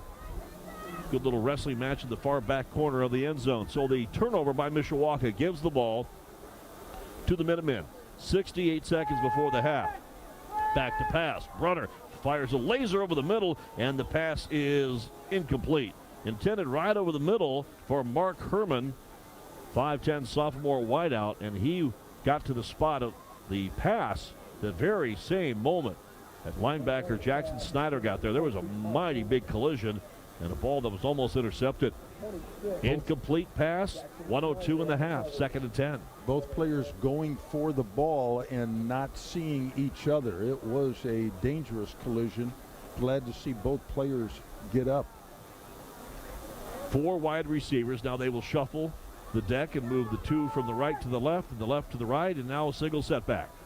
Reverse. Here comes the near side. It is going to be Day. Day scampers to the outside, but Brady Newsom with a great job of grabbing around the shoulder pads and wrestling to the turf. That had thoughts of going big time for a score. That is Torren Day, the 6'2" senior, the South Bend John Adams transfer. Moving into the Concord district and playing for the Minutemen now. Comes up with a first down carry. But that stop by Brady Newsom really shut down a big play and maybe even a touchdown.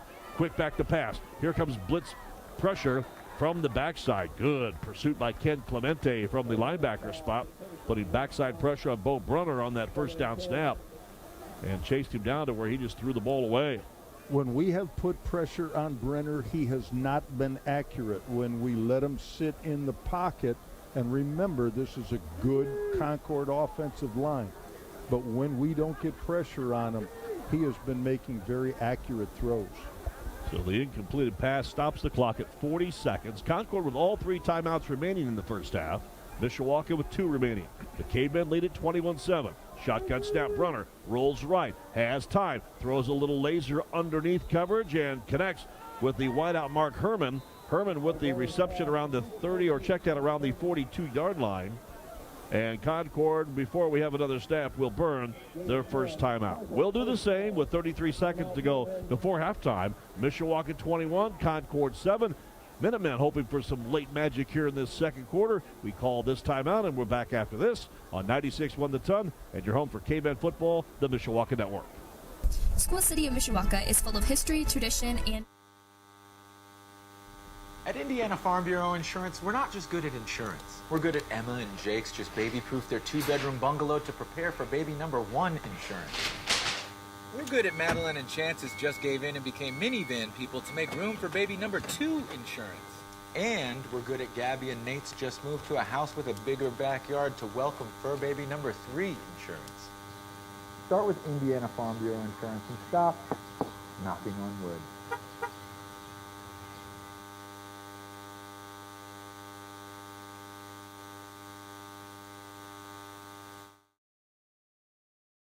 The former Mishawaka Caveman stand out at 675-0168, 675-0168.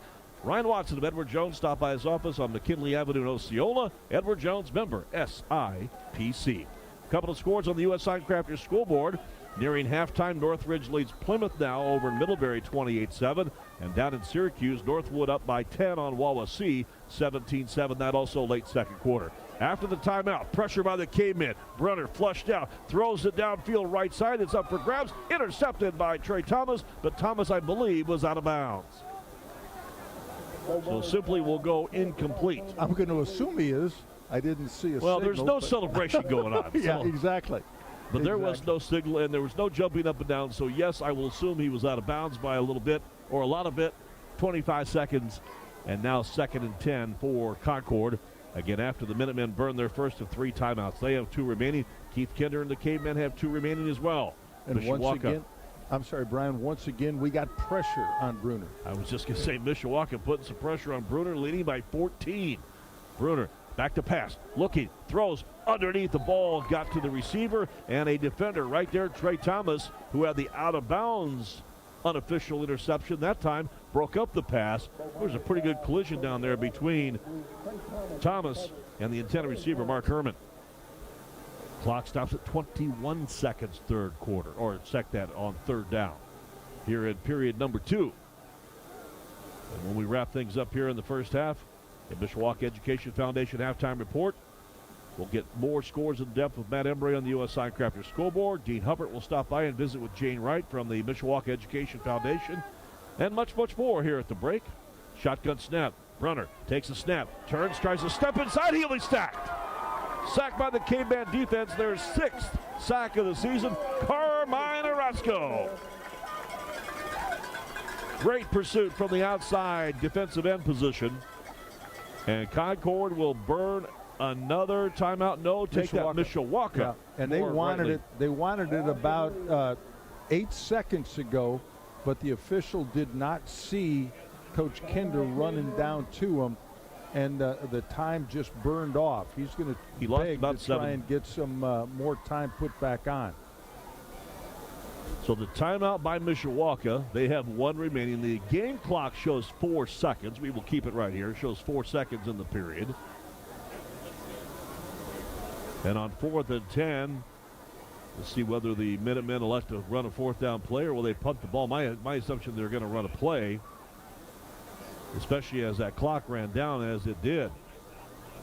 Well, if you leave it at 4 seconds and you max protect and you throw the ball high and deep, you might be able to get 4 seconds off. If you don't, you give the ball to Mishawaka at the 34-yard line with maybe a second left. That's still an awful long field goal attempt. Hey, fans, add some real crunch to your next party or tailgate gathering. Pick up a bag of Jay's Crunchers potato chips at your favorite local grocery store. Jay's Crunchers, proud to support high school sports on the radio right here on 96.1 The Ton.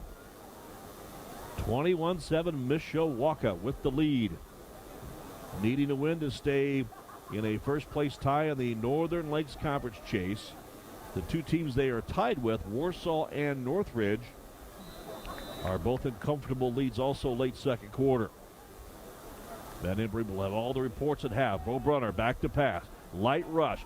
Downfield. He'll throw it up for grabs. It is knocked away from Brevard. And incomplete defending. It is Brady Newsom from the free safety position. And with that incompleted pass, we go to halftime. So 2 quarters of football are in the books. And at the break in this Northern Lakes Conference clash, and the 8th ever meeting between these 2 schools, Concord and Mishawaka in high school boys football. Our tally at the break, Mishawaka 21, Concord 7. We invite you here on homecoming night to stay tuned. We'll check scoring and statistics and much, much more back here at Steel Stadium. We'll get a couple of reports from Brady Gallo and the Mishawaka Network, including a chat after the halftime conversations with their teams. As the 2 head coaches bring their troops to the locker room, we will visit with Keith Kinder, head coach of the Mishawaka K-Men, with a sideline report from Brady Gallo and the Mishawaka Network. And, of course, the highlight of our half, Matt Embry, with scores and more on the U.S. Signcrafters scoreboard. But again, here at the break, Mishawaka leads Concord. Cavemen 21, Minutemen 7. You're in 2 with Mishawaka Cavemen football on 96.1 The Ton and on the Mishawaka Network.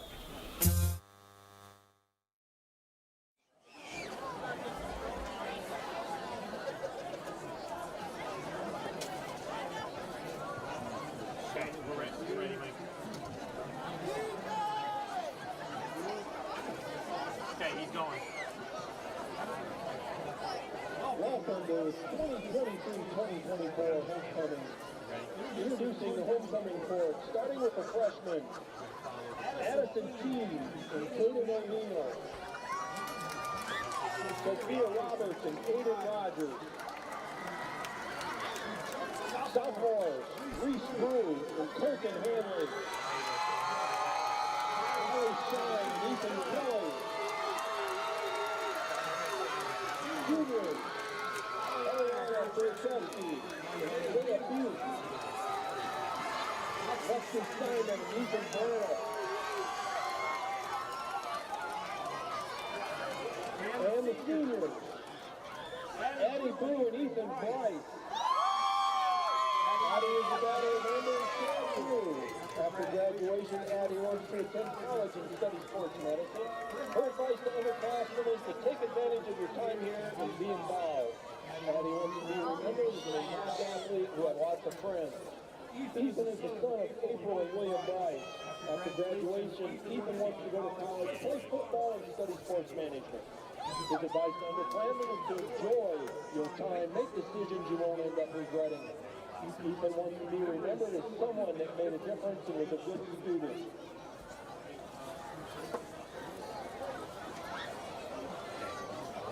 Walleye Lewis and Brent Taylor. Walleye is the daughter of Mark Lewis and Wendy Lewis.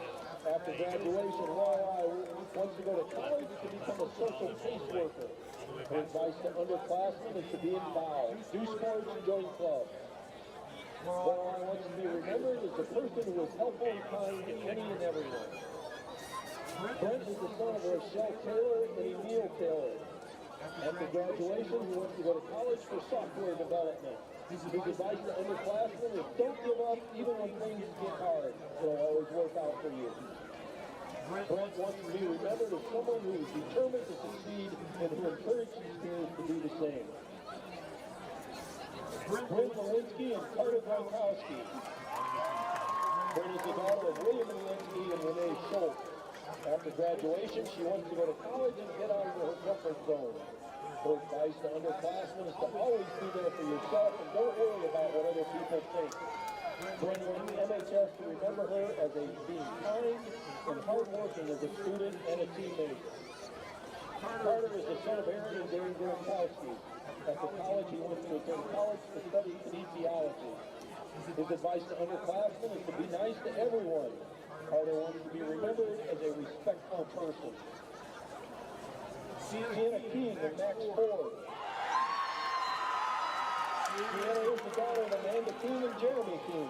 After graduation, she wants to attend a local college to study broadcasting and videography. Her advice to underclassmen would be to join clubs and extracurricular activities, specifically our Amazing Theater program. Sienna wants MHS to remember her as a kind and outgoing person with a talent for the visual arts. Max is the son of Richard and Serena Ford. After graduation, he wants to buy a house, find work in a graphic design and theater. His advice to underclassmen is to put on a happy face and fake it until you make it. Max wants to be remembered as a role model, an artist, and just an all-around cool being.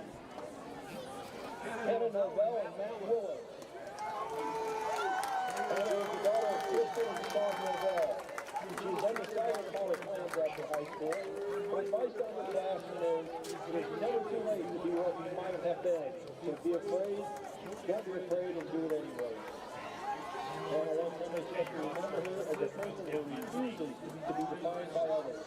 Someone who never lets society's expectations and judgments change who she was as an individual. Someone who embraces their inner peace and beauty within and encourages people to realize that our true selves are meant to be celebrated and not constrained by external opinions and norms. Matt is the son of Joseph and Christy Willis.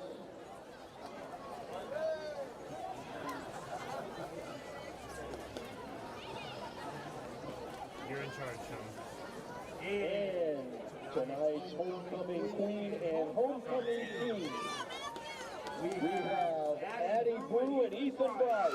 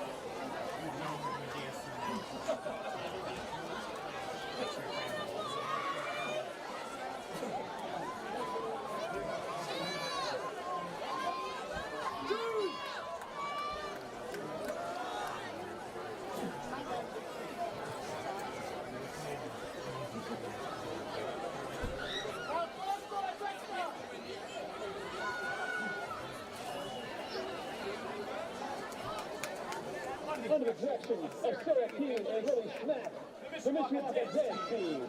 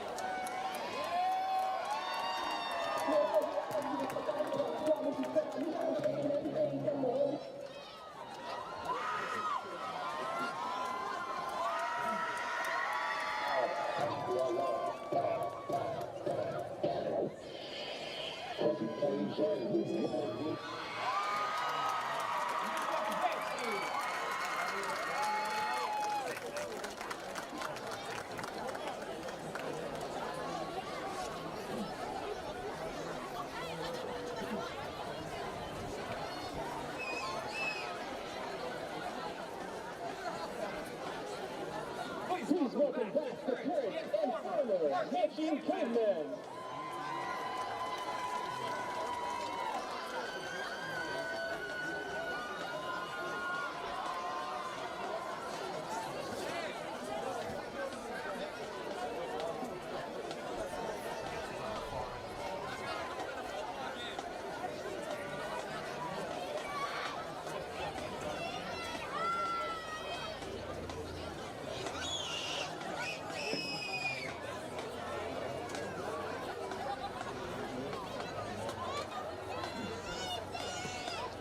Tonight we are joined by 75 NSF alumni band members. We have a few who graduated last year, and some who graduated in 1974, and everything in between. They all have two things in common: their love for music and their Mishawaka High School pride.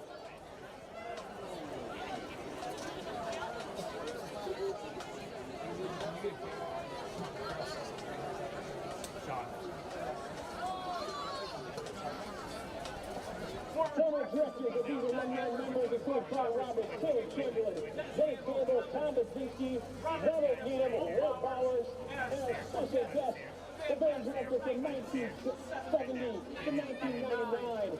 Carol Cecil and his wife, Jane Cecil, let's give them a round of applause for their years of service to the MSF band. Right there, wave it.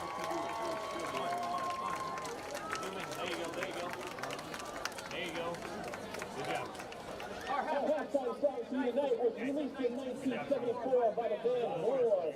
Years later, it was used as a theme song for the George Lopez show.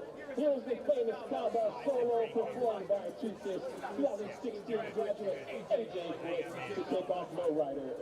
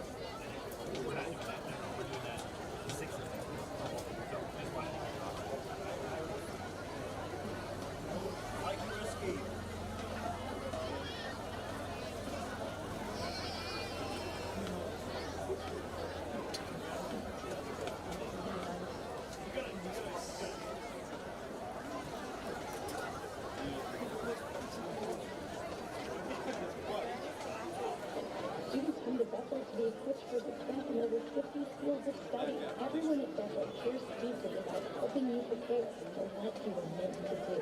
Because we all believe. Some people see a huddle in the locker room. We see a second classroom. Some see a student athlete on the court. We see a future leader in the community. You see, high school sports in Indiana are special. That's because they're about learning and growing, not just winning and losing. Fans, I'm Commissioner Paul Neidig. Support education-based athletics in Indiana by buying a ticket to your high school's next athletic event. Some see a student athlete working hard in the weight room.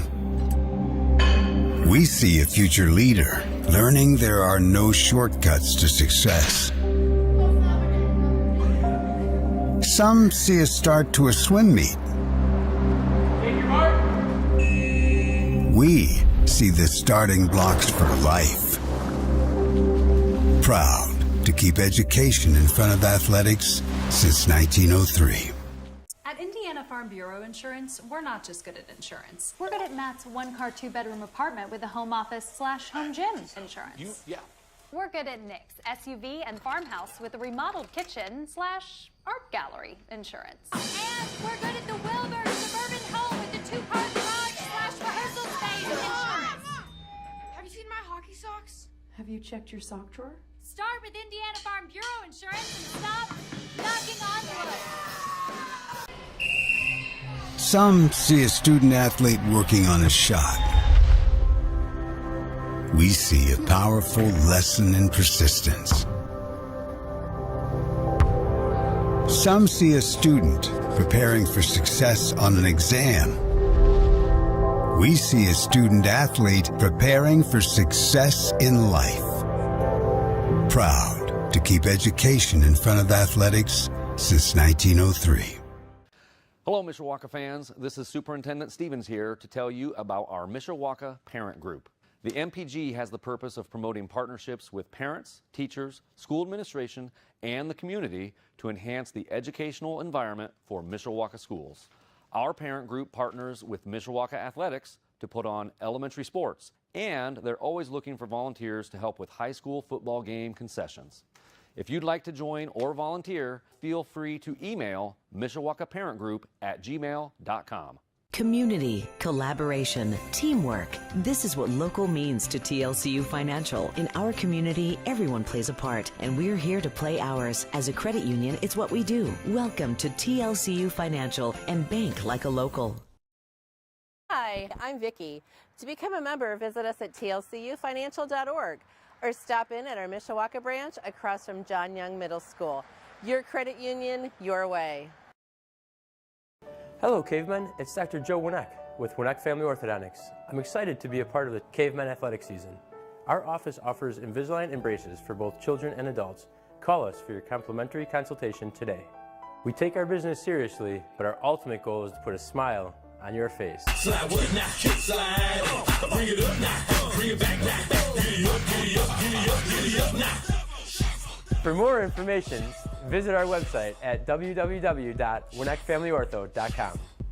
Hi, I'm Nate Zolman. In 1963, my father, Bud Zolman, began working in the tire and automotive service industry. After many years of hard work and dedication, he and my mother, Diane, founded Zolman's Tire in 1978, 45 years ago. Today, we have 8 retail locations and 3 commercial truck, tire, and diesel locations. After all these years, Zolman's is still going strong, serving you and your family for 3 generations. Buy local, shop local. Zolman's Best One Tire and Auto Care. At Indiana Farm Bureau Insurance, we're not just good at insurance. We're good at Emma and Jake's just baby-proof their 2-bedroom bungalow to prepare for baby number 1 insurance. We're good at Madeline and Chance's just gave in and became minivan people to make room for baby number 2 insurance. And we're good at Gabby and Nate's just moved to a house with a bigger backyard to welcome fur baby number 3 insurance. Start with Indiana Farm Bureau Insurance and stop knocking on wood.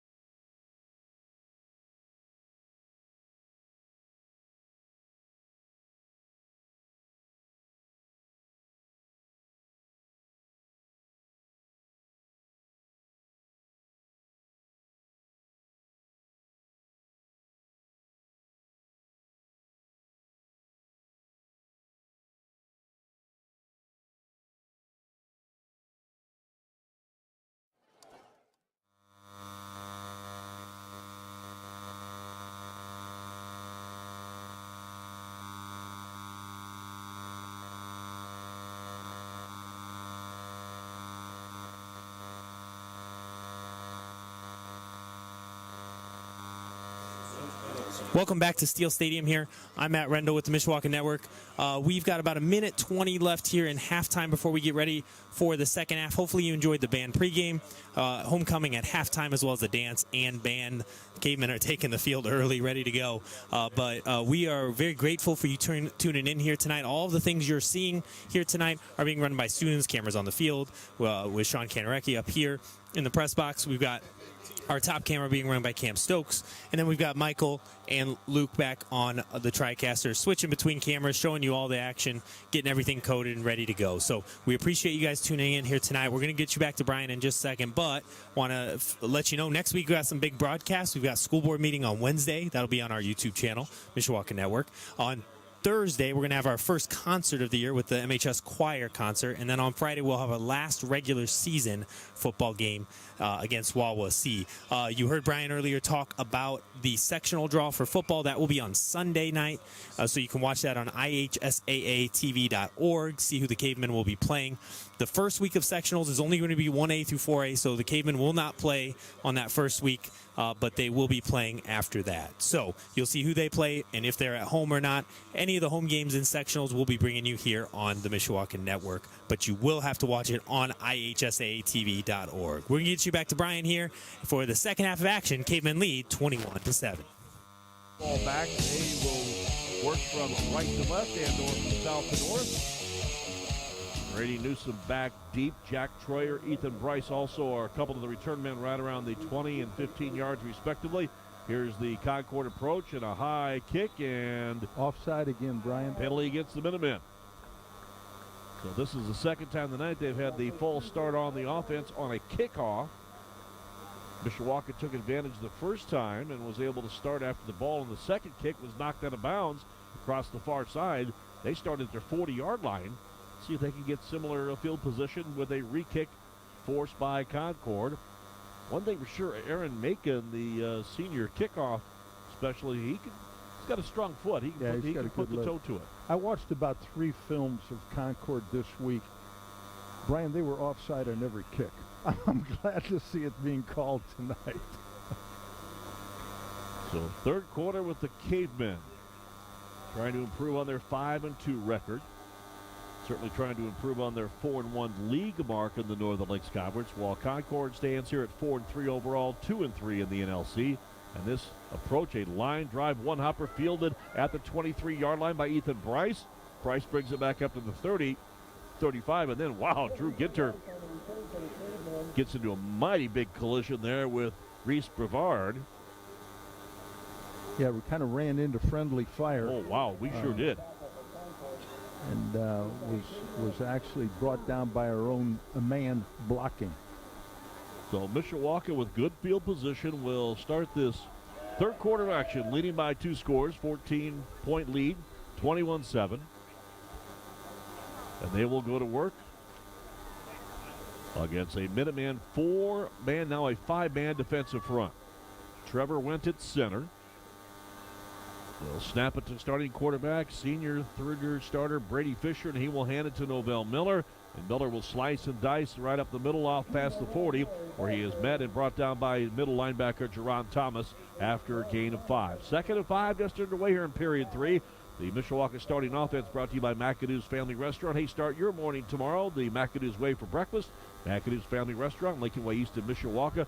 Trevor Wynn at center, Matt Willis and Ethan Williams are the guards. Elsewhere up front in that offensive line, Carmine Orozco and Aiden Brooks are the tackles, right and left respectively. It is Brady Fisher again handing away to fullback Novell Miller, and he will surge forward, needing 5, picking up about 2, maybe 3 yards, and stopped just short of the 45-yard line. Novell Miller with his second consecutive carry to start the period will set up Mishawaka as they reset the chain across the way. Now down to 3rd down and 2. We're a minute into this third period. Ran the belly on first down. That's where the quarterback reverses out, gets the ball a little bit deeper to Novell Miller so he can kind of pick and choose. That time it was just a dive on the triple. Addison Cannon, LaRon Kindred, Caden Smith, and Ethan Bryce make up the rest of the starters for the Cavemen, facing 3rd and short. Brady Fisher fakes to the fullback, keeps it himself, and pushes forward for the yards needed for the first down and maybe a yard extra out to the 48-yard line. Pick up by Brady Fisher on the quarterback keeper. First down, Caveman, brought to you by Kevin Putz of First Midwest Mortgage. Defensively for Concord, their four-man starting front has Camden Bonds at defensive end. Cody Byler, one of four starters, going both ways for Craig Kaler and the Concord club.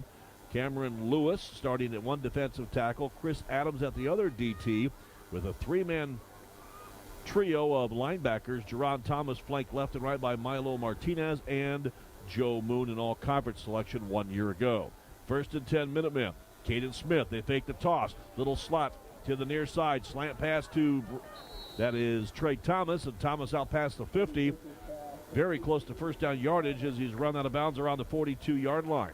That's a new wrinkle we haven't seen this year. They kind of faked the sweep going to the right and then came back with a split end screen to Trey Thomas with one lead blocker out in front.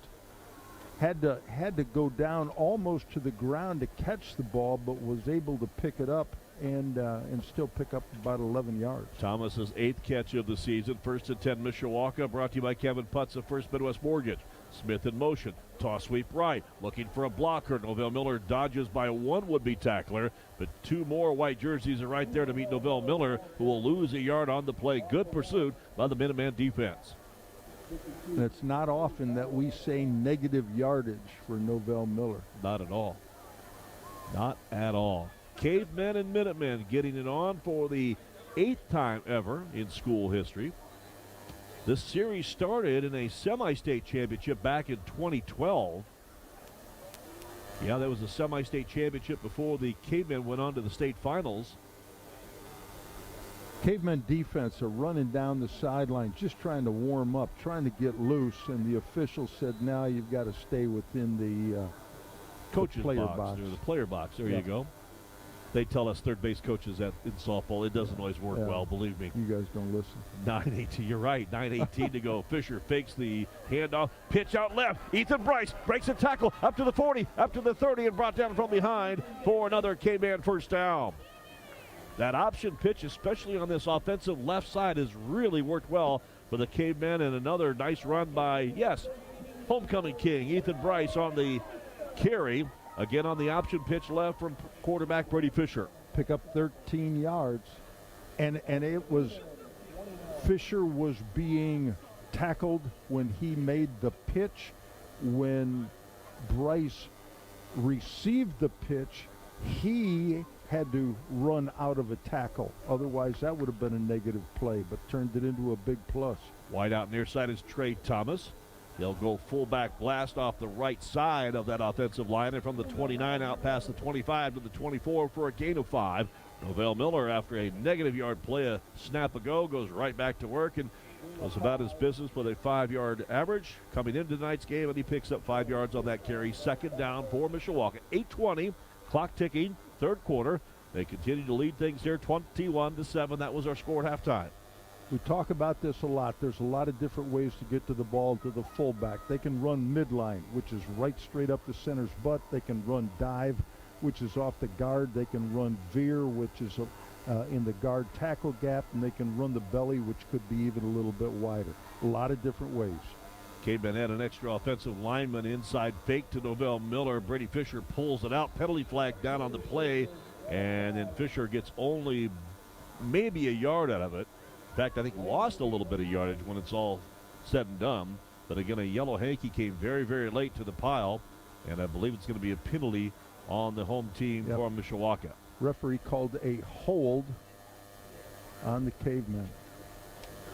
So Mishawaka guilty of that. Meanwhile, after the play, Brady Fisher and offensive tackle Aiden Brooks having a little one-on-one time. Don't hold. That's what he's telling them, don't hold. Great advice from the upperclassmen, right? Well, one upperclassman to another. Yeah. Both of those young men are seniors, and they will be honored with their senior class next Friday night here at senior night activity. And a little end around, it is a little flip handoff to Trey Thomas. He tries to slither outside and cut in between 1, 2, 3, 4 white jerseys, but he is tripped up short of the 25-yard line. picks up about 7, maybe 8 yards. Of course, much of that was penalized real estate. And now Mishawaka facing an interesting 3rd down and 7 play. It's 7:07 to go. Here in our third quarter from Steel Stadium, a cool, crisp, early October evening. Still a lot of different options, Brian. We know this is 4-down territory for Mishawaka, so there's a lot of different things that they can do in the playbook. 6-man front for Caveman, or for Concord. Bryce in motion, faking the fullback handoff. Brady Fisher tries to get outside right side and just cannot get away from the pursuit of that defender, Cody Byler. Byler, who had 49 tackles, 7 for loss a year ago, has 12 tackles for loss so far through 7 games entering tonight's action. No loss yardage there, but really, really good pursuit on Mishawaka's Brady Fisher and tripping him up for a 3-yard pickup. And now Mishawaka with an interesting 4th and 2, a very short 2 at that, as the football sets at the far right hash mark. On the far side of the field at 6:06 to play here, third quarter. Mishawaka leading 21-7. It's a big play here. Fisher sends Smith in motion, and just as the snap takes place, Keith Kinder, the Mishawaka K-Men, burn a timeout. We'll do the same at 5:57 to play third quarter. Our score here from Mishawaka High, K-Men 21, Concord 7. Mishawaka facing 4th and 2 when we come back. We take this timeout on 96.1 The Ton and the Mishawaka Network.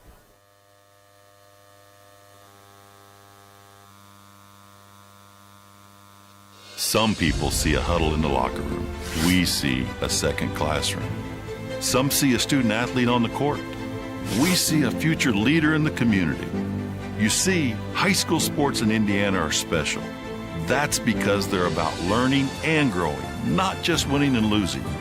Fans, I'm Commissioner Paul Neidig. Support education-based athletics in Indiana by buying a ticket to your high school's next athletic event. A couple of updates for you on the U.S. Science Tractor scoreboard from the Northern Lakes Conference. Northwood leads Wawasee now 31-7 third quarter. Mid-third quarter, and Goshen Warsaw leading the Goshen Redhawks 35-7. The Redhawks getting on the board for the first time tonight. That game with a running clock as we speak.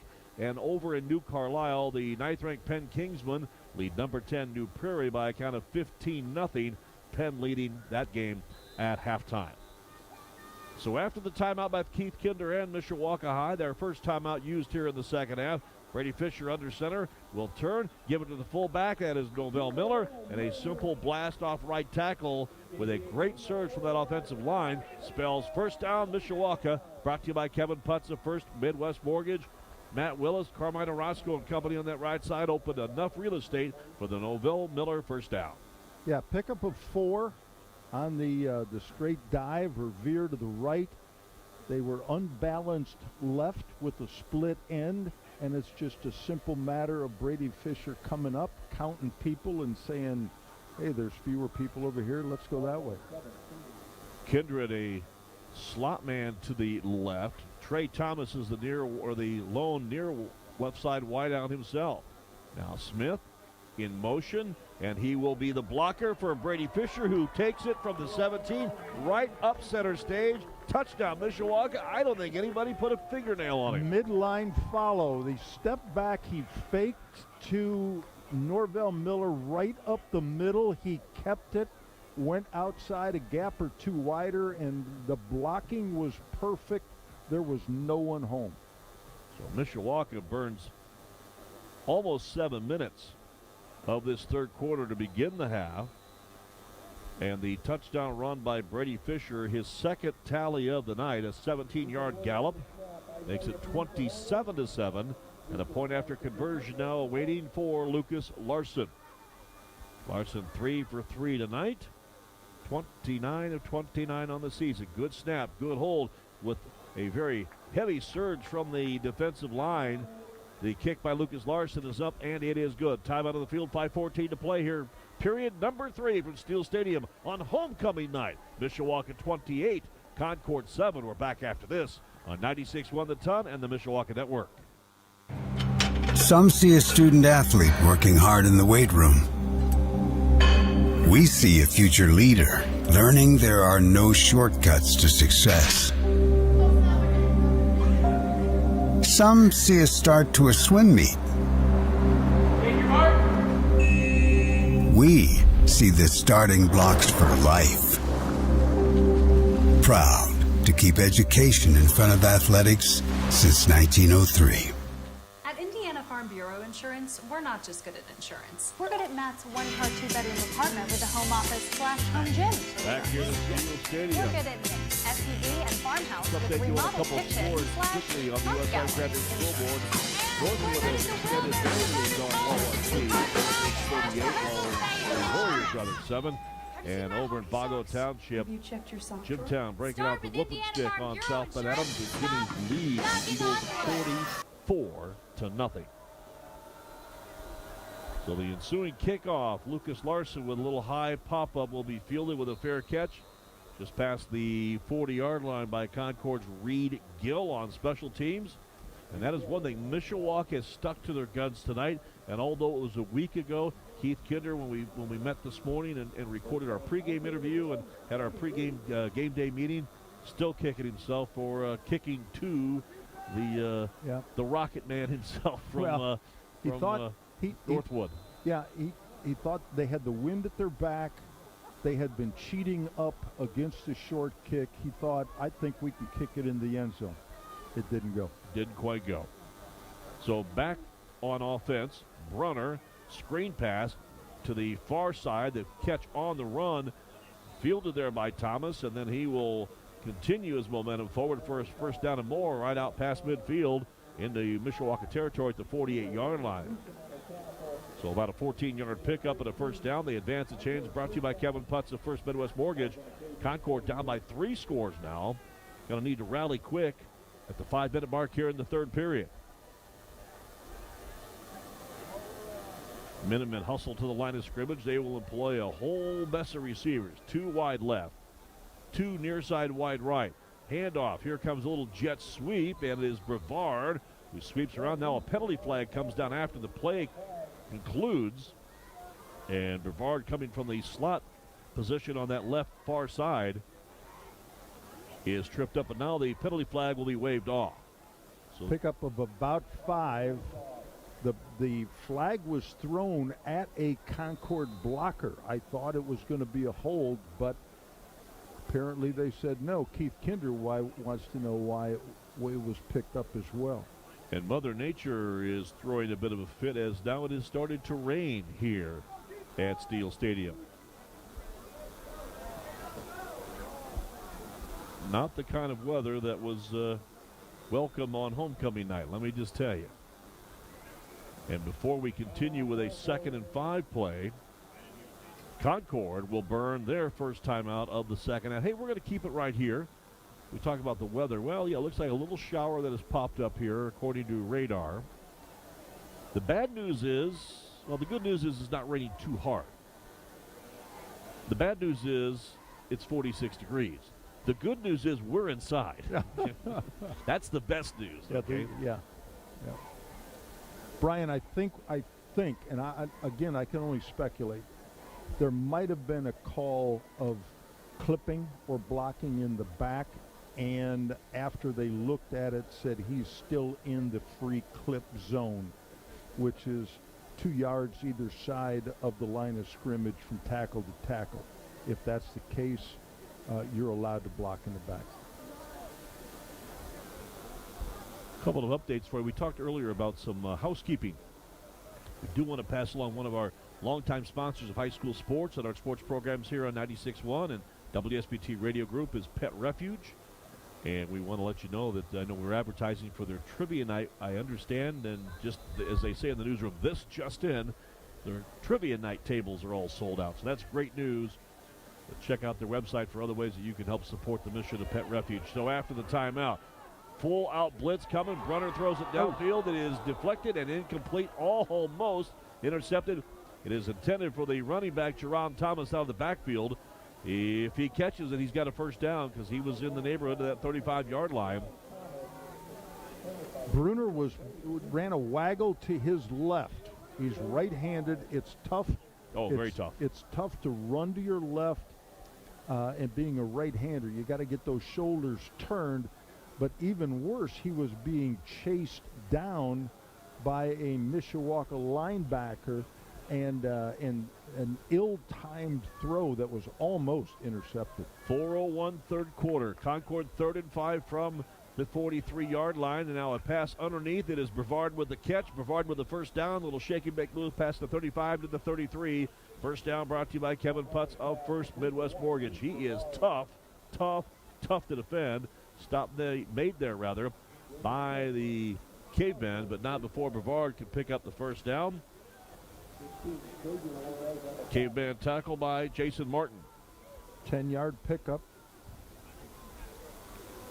on 3rd and 5. And again, if we give Bruner time in the pocket, he is a very accurate thrower. Clock at 3:33 to play, third quarter.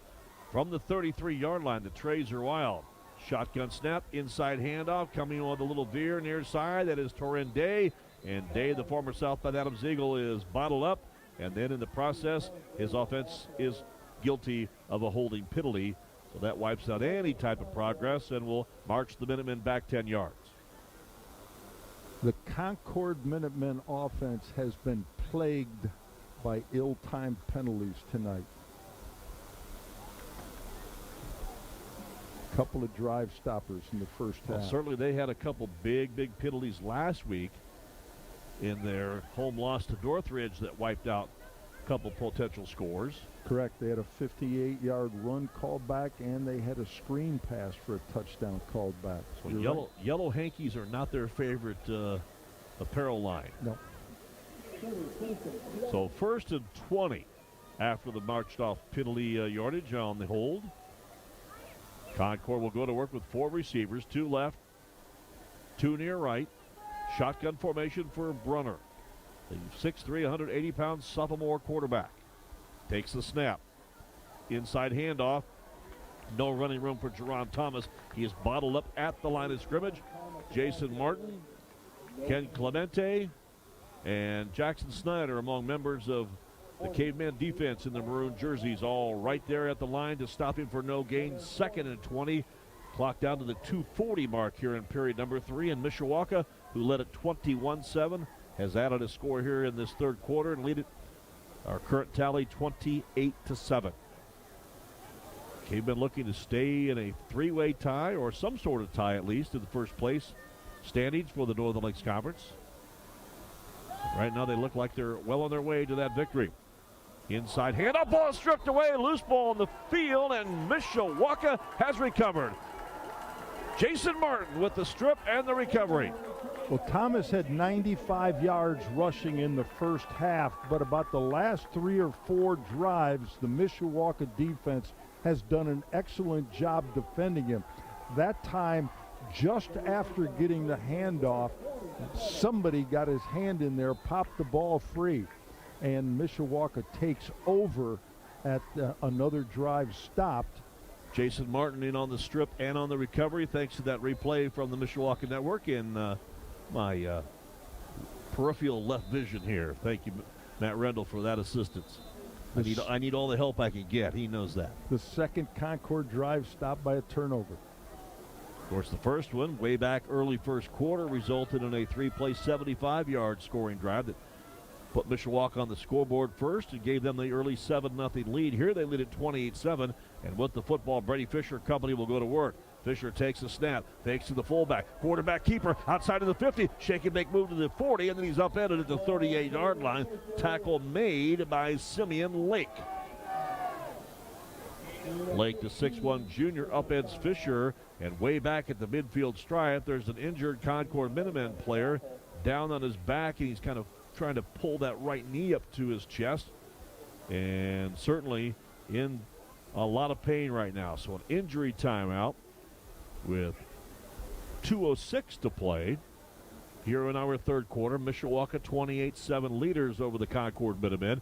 And fans, remember, many of us spend more time thinking about what's for dinner than thinking about retirement. But if you think your retirement needs a little more attention and deserves that, well, contact Edward Jones. They can help. Stop by Edward Jones Financial Advisor Ryan Watson's office on McKinley Avenue in Osceola and learn more. Edward Jones, member SIPC, and Ryan Watson, former Mishawaka Caveman great, Proud to sponsor high school sports and your Mishawaka Cavemen right here on 96.1 The Ton. 2:06 to go third quarter. Both one thing when you mentioned a moment ago about Jerron Thomas maybe being bottled up a little bit, he's one of 4 players playing both ways almost every snap of the ball for Concord, and maybe it's simply the wear-down factor. Yeah, been out on the field on defense. Since the start of the third quarter, Concord had their hands on, we got under 2 minutes to go. Concord had the ball for little less than 3 minutes this entire half. 4-man defensive front again, 1st and 10 Mishawaka, brought to you by Kevin Putz of First Midwest Mortgage. Inside handoff. It is big hole for Miller. Miller to the outside, past the 30, and falls forward past the 20 to the 20, or check that, past the 25 to the 24-yard line. 14-yard pickup. Just when you think, hey, Concord, hey, they maybe got Novell Miller bottled up again. Nope. Yeah. He is so tough, and what an improved player from 1 year ago when he was forced into duty when Chase Gooden went down with a shoulder injury semi-early in the season for Mishawaka. That K-Man club went on to a 10-2 record and a sectional championship. He had 118 yards at halftime. And still churning. It is Miller to the outside left, to the 20, past one defender, to the 15, inside the 10, and dives forward to the 7-yard line. Another first down brought to you by Kevin Putz of First Midwest Mortgage. Novell Miller putting on a show here in this possession for the Mishawaka Cavemen. 17-yard pickup. So on 3 carries, Fisher has had 1 for 15, and then Miller has had 14 and 17-yard carries. Cavemen will go back to work with a fresh set of downs here. Actually, 1st and goal to go from what they'll call the 8-yard line. Under center, Brady Fisher behind Trevor Wendt. Fisher checks over his architecture of the offense, turns, hands. Novell Miller, he is submarine tackled. And there's a good stop there by safety Ben Creek, who slid through that defensive line and found a way to upend Novell Miller after a very short gain of 2. That'll do it for the third quarter, Brian. Game clock shows 12 seconds, but the play clock is at 26, so Mishawaka is going to be content with this opportunity to gather for a few extra seconds, and they'll move the football from the north end zone down to the far right, and or to our right to the south end zone. That's where this game will continue as we come back after the quarter break. After 3 from Steel Stadium on homecoming night. Mishawaka visiting Concord. K-Ben 28, Minutemen 7. You're on 2 with Mishawaka K-Ben football on 96.1 The Ton and the Mishawaka Network. Some see a student athlete working on a shot. We see a powerful lesson in persistence. Some see a student preparing for success on an exam. We see a student athlete preparing for success in life. Proud to keep education in front of athletics since 1903. Hello, Mishawaka fans. This is Superintendent Stevens here to tell you about our Mishawaka Parent Group. The MPG has the purpose of promoting partnerships with parents, teachers, school administration, and the community to enhance the educational environment for Mishawaka schools. Our parent group partners with Mishawaka Athletics to put on elementary sports, and they're always looking for volunteers to help with high school football game concessions. If you'd like to join or volunteer, feel free to email mishawakaparentgroup@gmail.com. To quarter number 4 from Steel Stadium. Mishawaka 28, Concord 7. Cavemen knocking on the door here. 2nd and goal to go from the 6-yard line. We'll send it down to Brady for a sideline report after this snap. Fisher under center, takes it, gives it. Novell Miller blasts off left tackle, surges forward inside the 5, down to the 3-yard line.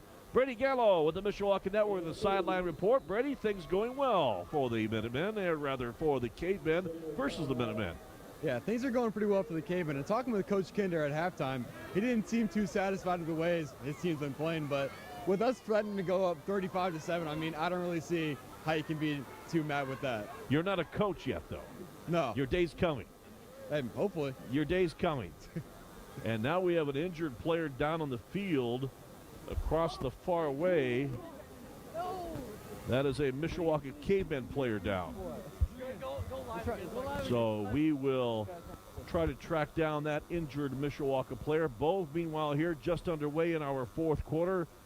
A lot of attention towards that injured Caveman player way across the field. But let's get your thoughts on this third quarter as the Cavemen extended their lead up to 21. Yeah, complete dominance by the Cavemen offense and defense.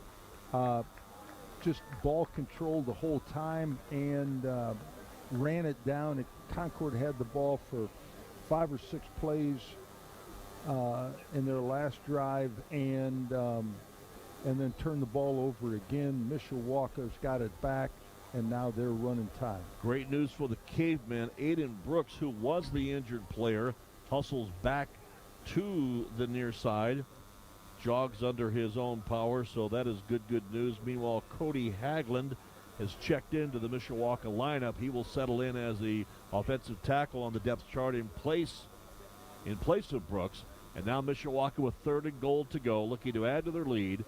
3rd and goal from the 3. It is Fisher. Inside handoff, Novell Miller, and he is bottled up by 4 or 5 different white jerseys. 4 no gain again from the safety position. Ben Creek right there, all 5'10", 145 pounds of him. Creek right there to help bottle things up and shut down the touchdown run attempt by Novell Miller. So now 4th and goal for Mishawaka. Football still at the Concord 3-yard line. 3-touchdown lead, but this one would be nice if they could stick this one in from the 3-yard line. 2 wings, Smith and Bryce respectively. They fake the toss sweep to Bryce. He will roll out, throw in the back of the end zone. It is incomplete. Had his man, but with pressure, Brady Fisher had to let go of it a little sooner than he wanted. And Laurent Kindred was the intended receiver, the 5'8" frame of Kindred with a great leaping attempt. He comes up hobbling just a bit, just could not come up with that pass. And Mishawaka on downs will turn it over at the 3-yard line. Yeah, we didn't need to throw that to a 5'8" guy. We needed somebody about 6'8". That was a little high. And as you said, he was under pressure. Good call. Was wide open in the back of the end zone. Just good pressure by the Concord defense. So the Minutemen will go to work, trailing here at 10:44 in the fourth quarter, 28-7. They've been shut out since a mid-first quarter score. Bo Brunner right on the goal line with an inside handoff to the running back, Jerron Thomas. Thomas breaks free out past the 10 to the 15 and tripped up there after a gain of about 12 yards and a Concord first down. Had him stopped almost at the line of scrimmage, but he broke a couple of tackles, ran it out to the 13-yard line for a pickup of 10. Donovan Arnold, the lone underclassman on that offensive line. 6'2", 195-pound right tackle, or right guard rather, but with a good surge to help free Thomas for that first down. So Minutemen get a little breathing room from the 3 to their own 14, 1st and 10. Shotgun snap, Brunner fakes the inside handoff, dances, turns, fires right side, ball up for grabs. It is tapped, deflected, and incomplete. And a penalty flag down on the play. Trey Thomas went up against the intended receiver, Mark Herman, and now Thomas is shaken up on the play as he's lying right on the 45-yard line. And the Caveman training staff will be put on high alert with Trey Thomas laying on the turf across the far side. Well, that was a close play. That ball kind of thrown up for grabs, but there was definitely contact as the ball got near the intended receiver, Mark Herman. Yeah, once again, there's contact because the ball is underthrown. And the ball is underthrown, so as Thomas is coming back to the ball, the receiver is trying to get to it, and they collide. I think they're going to call offensive pass interference. You are correct. Which is a tough call against Concord. Well, especially if the ball is underthrown. Yeah. Trey Thomas is walking off the field under his own power. It's good news. No aid needed by any of the trainers. It'll be a half the distance penalty, so they'll be penalized about 6 yards. And the play happened on the other side of the field. Long Hard ways for from us us to see. If the offensive receiver extended his arms, if he pushed off, then it's a legitimate call. If it's just two guys going for the ball, then that's different. So the clock stopped at 10:04 to play here in the fourth quarter. Concord with the football, trailing Mishawaka 28-7. Inside handoff, Jerron Thomas, little dance, little slice, dice, and moving from the line of scrimmage at the 8 forward to about the 9 for a yard, maybe a 2-yard pickup at the most. Brian, I'm surprised that we haven't seen more of Bruner running the ball. He's carried the ball only once tonight. Drew Ginter subs out of the Mishawaka combo. So they rotate some players in their secondary. 9:30 to play in regulation. Mishawaka 28, Concord 7. Minutemen with a big 2nd and 16 from their own 10-yard line. Shotgun snap. Brunner fakes it, tries to go right side, and holy cats is he upended. He is pounded by a couple of caveman defenders. Good defense there by Mishawaka. Carmine Orozco in the neighborhood, bringing the whooping stick out for that hit. And maybe that's why he didn't want to run the ball more often. No gain on the play. It'll be 3rd and 13. If any yardage, maybe about a half yard on that last play. But after Mishawaka got stuffed on their 3rd and 4th down tries at the 3, Concord is kind of seesawed back and forth with possession, and now in the end zone, Brunner throws it out here to the near flat left side, and it goes in and out of the hands of Jerron Thomas, and there was big-time defensive pressure by Mishawaka, who almost recorded a safety on Brunner, who escaped, got the pass off, and the ball just went in and out of the hands of Jerron Thomas incomplete. So no question, punting time for the visitors from Concord. Yeah, even though you're down 3 scores with 8 minutes to go in the game, you can't go for it here on 4th and 15 from your own 11-yard line. Rafa Salas, a 5'10", 205-pound junior, will kick it away. Mishawaka with nobody back deep to return this kick. Wobbly kick, bounces at the 35, takes a Concord roll past the 40, and rolls to a stop right at the 45-yard line. 35-yard punt, no return. So Mishawaka will take over, leading at 28-7 with 8:17 to play here in our fourth quarter. Reminder, tonight's game brought to you in part by Ron's Grape Road Automotive, reminding you to have your oil changed and tires rotated every 3 months or 3,000 miles. That is Ron's Grape Road Automotive. Proud to present high school sports here on the radio from 96.1 The Ton. They're located on Grape Road near Catalpa, right next to Goodwill. Let them know that you appreciate them sponsoring high school sports here on 96.1 The Ton and supporting the Mishawaka Cavemen.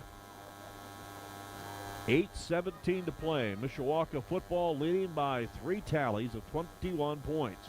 Fisher under center, takes the snap, option pitch, near side, Caden Smith. Smith to the 40, 35-30, 25-20, down to the 15, run out of bounds right there. 1st and 10, Cavemen. Caden Smith with a great run on the outside. Many a Concord defenders bit on the fake to the fullback. Brady Fisher pulled, went right, and he got rid of the football on the pitch to Smith right at the last moment. And that was a nifty run by the Mishawaka junior. Caden Smith with 125 yards rushing coming into tonight. Well, that was a very fine run. 31 yards, 31 yards on that carry. Just short of his lengthiest run of the year, which was last week versus Northwood with 32. Smith gives the Cavemen excellent field position on a 1st and 10 play from the Concord 14-yard line, trying to extend their lead of 28-7. Inside handoff, Novell Miller bulldozes high, bulldozes low, and gets a surge forward to the 10-yard line. Gain of 4.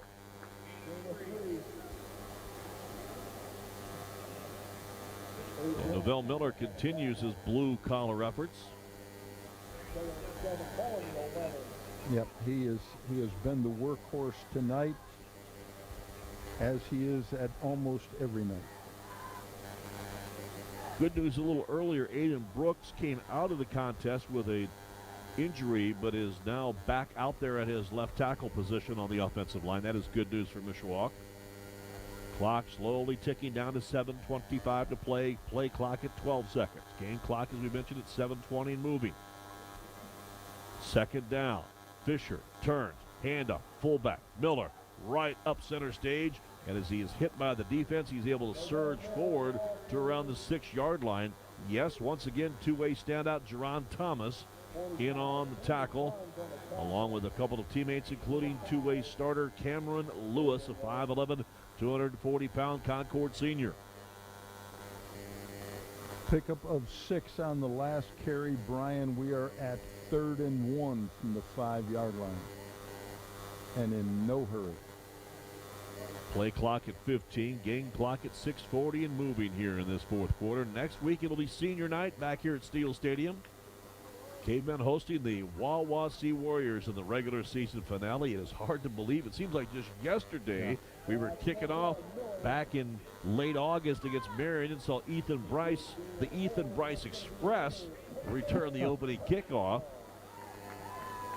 That run there for the Cavemen sets up a 1st and goal to go at the 2. Yeah, it goes fast. Once it gets started, it goes fast. 9-week regular season. When you're in 2-a-days or conditioning during the summer, will it ever get here? Will it ever get here? And now it gets here and it's gone. That's a coach's mentality, let alone the player's mentality. 6 minutes to go. 1st and goal, Mishawaka at the Concord 2. Brady Fisher under center. And a whistle and stoppage of play just as the snap takes place. A penalty flag actually down on the play. And it will be a false start on the host for Mishawaka. So instead of 1st and goal from the 2, we'll call it 1st and goal from the 7. 5-yard penalty. Our first final score tonight on the U.S. Signcrafters scoreboard comes from the Northern Lakes Conference, where Warsaw traveled to the Maple City of Goshen and defeats the Redhawks by a count of 42-7. 42-7 Warsaw. They improved to 5-1 in the NLC. And last report, Northridge with a nice lead on Plymouth over in Middlebury. Northridge wins 42-7. And 42-7, I'm told in my left ear by Matt Embry, 42-7. Northridge beats Plymouth, so the Raiders and Tigers will meet next week in the regular season finale. Novell Miller on the fullback blast-off right tackle. And picks up a yard, maybe. It'll be 2nd and goal to go. Clock at 5:15 to play. Trey Thomas and Addison Cannon sub in. LaRon Kindred rotates out, along with offensive lineman, and sometimes lined up as a tight end is Cody Haglund. Obviously, Brian, you want to score, but the clock becomes your opponent right now. Brady takes a snap. Will run the scissors play with the wingman right, Ethan Bryce, cutting in and then cutting up the middle. And Ethan will take it inside the 5 down to about the 4, maybe the 3-yard line. They will, on the scoreboard, agree with that 3-yard line as the line of scrimmage, and it will now be 3rd and goal to go Mishawaka as the clock ticks away down to 4 minutes and 30 seconds to play in regulation. So while this Mishawaka club hosts Wawasee next week, Concord gets to go home and host Plymouth and celebrate their senior night. Craig Kaler's club will be at the break-even point, 4-4. And we'll look to pick up a win maybe next week to stay over the 500 level. And an option pitch out to the far left side with that left hand, and did not make connection with the intended halfback. That would be Ethan Bryce. And Bryce, when the ball was misfired and hit the turf, just wisely dove on the football to retain possession, although losing yardage of about 6 yards. It's now 4th and goal to go Mishawaka. Let's see how they handle this or what they decide to do with this 4th and goal to go play. Do you try a field goal? Add some points. I know Centier Bank would be happy because they get to make another donation every time Mishawaka and or the Notre Dame Fighting Irish hit a field goal during the football season. But Coach Kinder's going to let this run down to 1 second on the shot clock, call timeout, and then make the decision. Down to 2, down to 1. There's the timeout on the play clock. The game clock stops at 3:14 to play. And it looks like, yes, they are going to bring out Lucas Larson for a field goal attempt. So this is field goals for the community time for us to promote. With each field goal scored by Mishawaka, Centier Bank will donate $10 to the Boys and Girls Club of St. Joe County. Remember, fans, discover a better way to save with Centier Bank. Proud to support high school athletics and support our community. It is field goals for the community. Let's see if Lucas Larson can continue his hot streak with his kicking game this year. 4 for 4 in PATs tonight, so that's 30 of 30. And field goals on the year, he is 1 for 2. His connected field goal was way back early in the season from 36 yards. In fact, it was week number 1 in the big win against Mishawaka Marion here on opening night.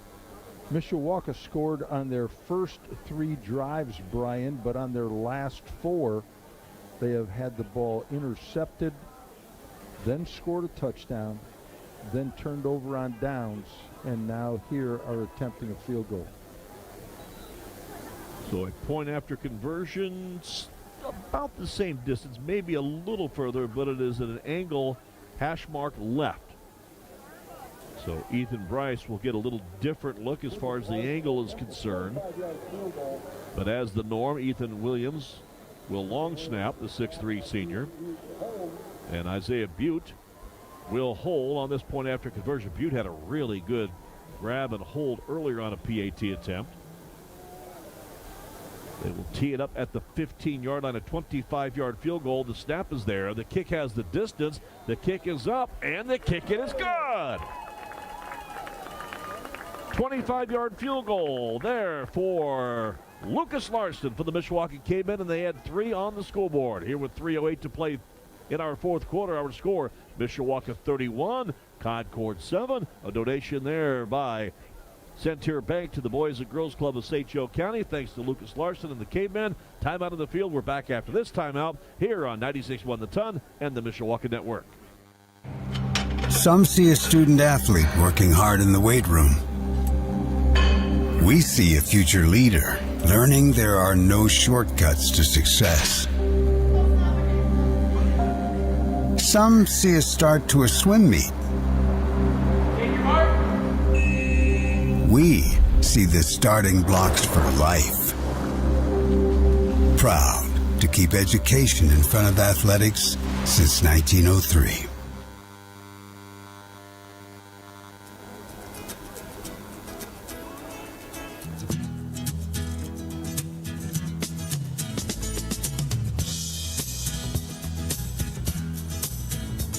Nice little instrumental brings us back here to Steel Stadium. With Scott Bowman-Kirk, I'm Brian Miller. So, hey, you had your Bove Knows Music collection, and how many songs you got in your library? About 30,000. That's all? That's all. Yep. Mercy. 30,000. Yep. That's impressive. You do a great job, by the way. Thank you. Oh, I'm glad you're not doing those Friday weddings anymore, so you can come back and play football with us on the radio. We are so happy to have you back with us. I'm enjoying myself. Thank you so much to you and to 96.1 The Ton for having me. So a little pooch kick there, and I was errant in earlier reporting that it was Lucas Larson's kickoffs. Actually, I am told number 15, Xavier Juarez, has been doing those kickoffs.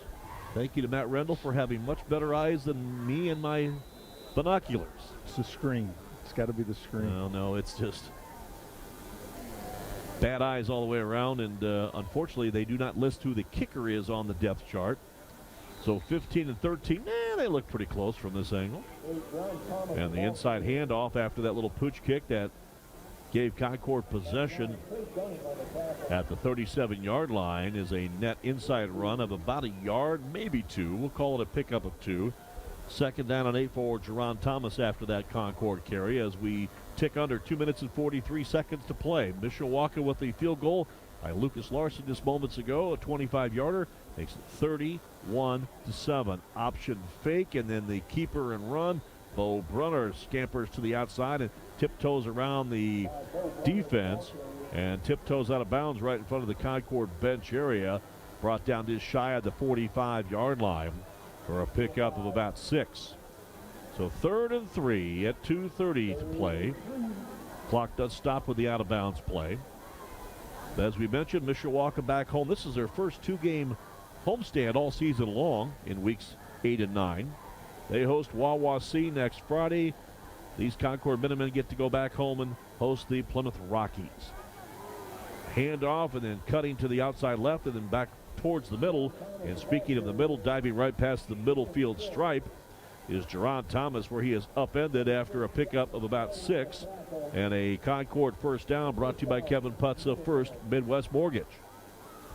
You know the ironic thing, Bob, about this series, this is the 8th ever meeting, only the 2nd time these teams have played at Steel Stadium.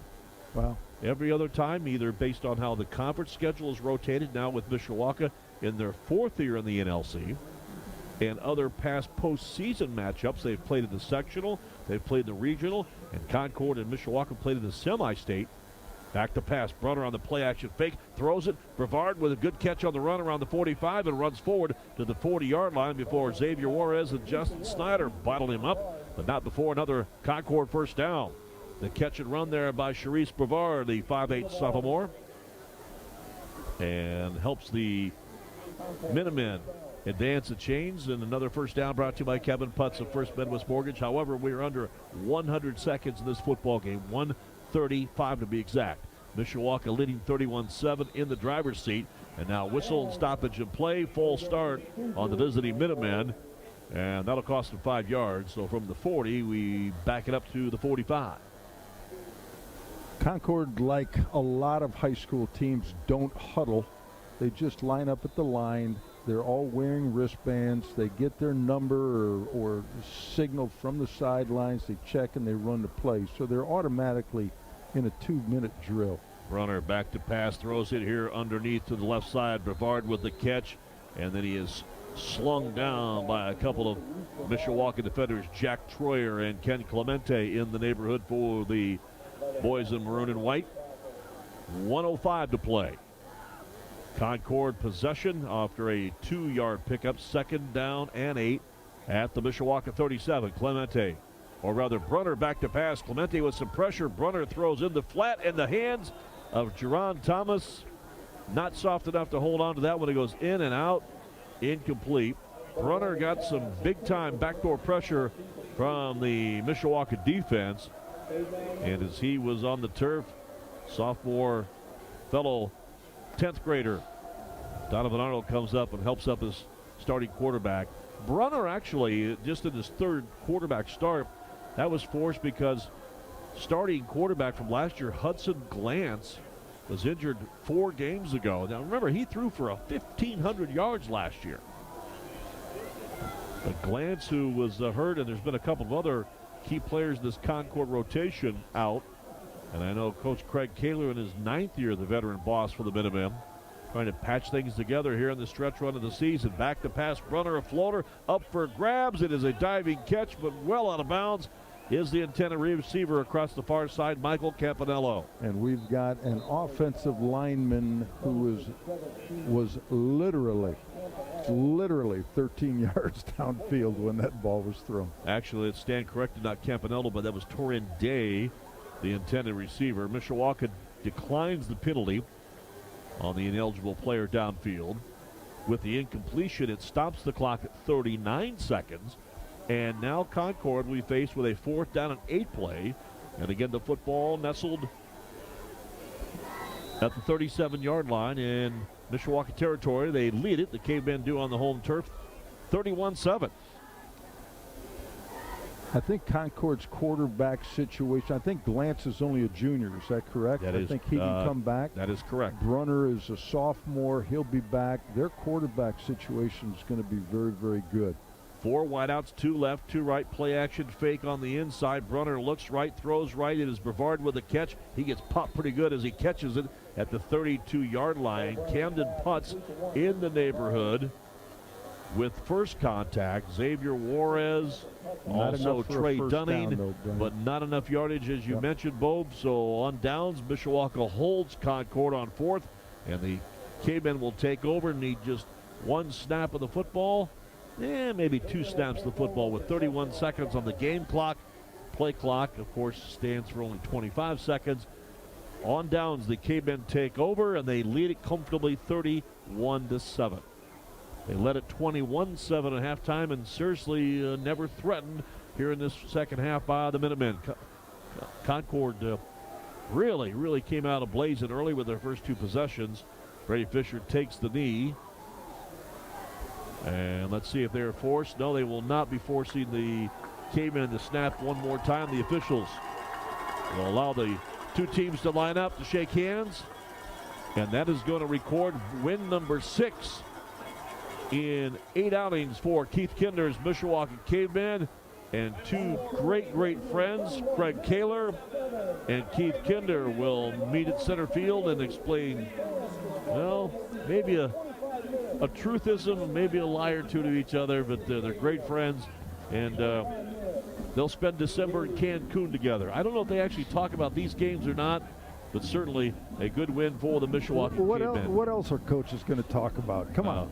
Don't even go there. So a victory for Mishawaka. They win it by a final count. Cavemen 31, Concord 7. We'll visit on the postgame show with Keith Kinder down on the sideline report. Head coach for your Cavemen with Brady Gallo. And certainly we'll have much more coming up here on the postgame show. We'll be back. We're going to check in, but first this time out on 96.1 The Ton and the Mishawaka Network.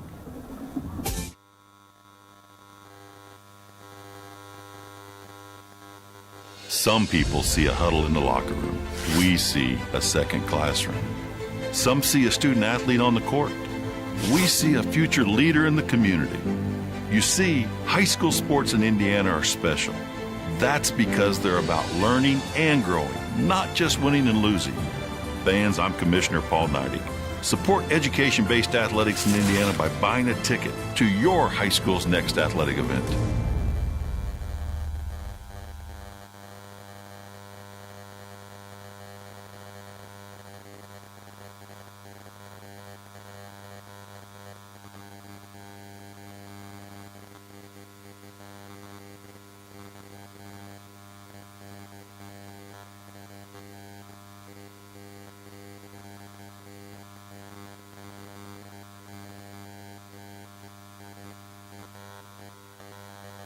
QLQ HD3 South Bend. New Country 96.1 The Ton. This is the Mishawaka Cavemen postgame show on 96.1 The Ton. A festive homecoming celebration for the Mishawaka Cavemen as they pick up win number 6 on the high school football season in this Week 8 clash, beating conference rival Concord 31-7. We're joined by Mishawaka assistant coach Corey Betzer, who's solid in the booth just to our right. You had a bird's eye view here tonight, and coach, you certainly had to like what you saw. Absolutely. We talked to the kids about resiliency, and luckily it's a 9-game regular season, and we need to bounce back, and we did just that this week, starting Monday at practice. So and it showed tonight on the field, and we're very happy with the results. Now, nothing against Concord. They certainly do not have the Division I talent and athleticism that you saw last week with Northwood, but they have one heck of a running back, a two-way player in Jerron Thomas, who flat out gave you guys fits the first two possessions you guys faced them, scored on the first possession. The first possession actually ended up in a fumble and a recovery that set you guys up, but after the first couple of possessions and say 8-10 times that Thomas touched the football, you guys certainly got settled in defensively, made some bigger plays and kind of kept him, I won't say completely at bay, but held him in check a little more controllably. Talk about those adjustments. So first, Jerron Thomas, talking to Coach Kinder or Coach Kohler before the game, he actually, I said, hey, is he a great kid? He said, he's a straight-A student, stud athlete, a leader at our school, and, good for that kid because he is one heck of a football player on both sides of the ball. We were very concerned with his ability to run the ball and obviously make tackles at the linebacker position. We did make one adjustment after that first possession. We moved Camden Putz from outside linebacker and played him more in a 5 technique on the line of scrimmage, trying to get more beef up front. And that adjustment seemed to work. and then it kind of forced them into the passing game, and I don't know that that's what Concord is wanting to do. They want to get the ball in space to their guys, but they don't want to throw the ball necessarily downfield. So that was a good adjustment for us, and it worked out for us. Corey, I'm certain that this is no surprise, but Camden Putz, as a lot of people know, is one heck of an athlete.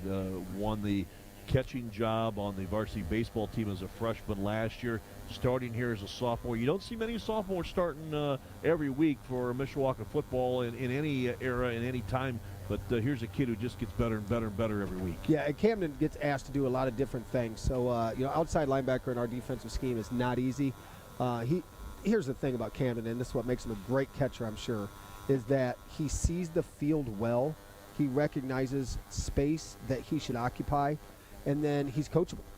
Week to week, Coach Gongwer does a great job with him, and he listens, and every series off the field he asks, like, is that okay? Should I move in? Can I make contact? He's getting better, and it's great. Let's head down to the field. Coach Keith Kinder with Brady Gallo of the Mishawaka Network. Coach, you didn't seem too happy with how your team was playing at halftime. I mean, you got the win, but did your opinion change and thought you guys played well? Well, we had the ball inside the 10 twice and didn't score touchdowns. So, yeah, it's a good win against a quality opponent, but there's definitely things that we've got to get better, and I know that we're going to have to play him again. You know what I mean? Mm-hmm. And upon further review, I did check with Ethan Bryce, and he said winning Homecoming King affected his play 0. So that was a relief to find out. Yeah. So you guys are back at Steel Stadium next week for senior night. What's the mentality with senior night and also playing a trophy game? Well, you said it best. It's a trophy game, and Bove knows this as well as I do, that senior night you never know because there's going to be some emotions involved, right? Kids are going to be a little emotional because it's their last guaranteed home game. So, but again, it's for a trophy against a team that, while their record may not be great, played Warsaw and Northridge to one-score games, so they're going to have our attention for sure. All right. Thank you, Coach. Thanks, buddy. Congratulations, Coach Keith Kinder picking up his 51st coaching victory here as Mishawaka wins over Concord 31-7. Corey Betzer upstairs here with us. You heard the commentary from Coach Kinder just moments ago about senior night. Talk about, do you remember your senior night? I do. I remember it very well. My parents are both deceased, but I still have the picture of walking on the track with both my mom and dad hanging on my refrigerator. I'm 49 years old. Again, this place is special, and when you commit to a program like this, it isn't just, it's not August, September, October, November. It's a year-round, and you're with your brothers, and you do it for 4 years, and you blood, sweat, tears, and all of it, and it is emotional, but I think – if I can remember right, I think that once the game started, you loved playing it with those brothers. So the emotions turn into let's go win this game. So I think that plays in our advantage. And the 2023 edition of Brothers here for Mishawaka football, I'm not sure has hit their peak yet. I'm not sure has completely figured it all out yet. You lost a very dominant senior class 1 year ago. And trust me, the class of 2023 was the first to tell you how good they were because it was a different group. It was a confident group. It was a hard-working group. It was an intense, competitive group. And this group, you and I talked about this tonight in pregame off the air, just how different the personality of this club is. And maybe through 8 weeks, you're still trying to find that. Yeah, and in fact, before we came out, after you and I had spoke, Coach Lewinsky made a comment to the defense about how we haven't peaked. And he likes the mentality of us wanting to learn and get better every single practice, every single snap, every single rep. And I think, film doesn't lie, but we'll watch the film tomorrow. I think we saw finally our front three, our middle four, and our back four play as a unit. We've had some games where the front three played well. We've had some games where the back half played well. And I think, again, film won't lie, but I feel like we had a good defensive unit. I know one of the concerns for Coach Kinder at halftime was our offense. And they'll fix it. The offense inside the 10-yard line. We didn't get the 2-point conversion last week, and then we had the ball inside the 10 twice and didn't punch it in. Coach Kinder, Coach Shaw, they do a great job with the offense. Coach Buckman, Coach Caldroni, all that group, and that'll be shored up. And again, the sky's the limit as far as these guys. As long as these guys continue to work at practice every day at every snap. Last week, we certainly were pleased with the effort and the. Just the play of Caden Smith and the maturity that this young man has shown. Novell Miller, Brady Fisher obviously get a lot of the and rightly so with their leadership and their toughness and the stats that they put up and how tough they are to defend. And then, hey, by the way, tonight the kid who started the season off with a kick return. Oh, and by the way, he won Homecoming King tonight. Ethan Bryce played one heck of a ball. He did. So the biggest things I noticed was, one, the crazy dogs up front. You know, they don't get any credit. They were great. And then when we started stuffing our run inside, we started going to the perimeter. Ethan Bryce ran the ball better than he probably has all year. And actually, besides Caden Smith carrying the football tonight, those big runs that Ethan Bryce had were due to Caden Smith's blocks on the outside. So, you know, that's that team effort, right? Team mentality. Like you said, the Novell Millers and the Brady Fishers get their names mentioned quite a bit, but we don't mention their names as a staff, as a unit, as a team. We mention the Cavemen. We mention this team. We mention team victories and team losses, and that's how we're going to go about things. And it's proven to work. And I guarantee, as these guys are celebrating, there's no one saying I. They're all saying we. And I think that's a sign of a good program. And we want to keep playing, and next week they'll play Wawasee. Your thoughts on the Warriors in week number 9? Haven't seen much film on them. I think we had one film from a previous opponent. You know, the concerning thing is you look at like their scores. Some of their scores are 42-0 where they're getting beat, and other scores are 21-14 and 14-7. So they're obviously capable of doing some things. And they things. gave Warsaw a heck of a game 2 weeks ago. Yes. So, I mean, you know, when you look at the top tier of our conference, didn't necessarily blow them out every time they played them. So they're doing good things, and we're going to have to practice like, you know, we want to win a trophy. So that's where we're going with it this week. And in final, speaking of trophies, the sectional draw is on Sunday. How will this team handle that day? So we come in here with the board up there, the victory board that's showing right now, and the families and the players and the staff. We all bring out lawn chairs and we bring in food and we watch it together. Might want to bring a heater. Or a little fire pit, you know? Yeah, the weather gods are not going to play kind on us. But, we'll be out here. We'll celebrate because it just means another week of football, and it starts a new season, and that's the mentality we'll have going in.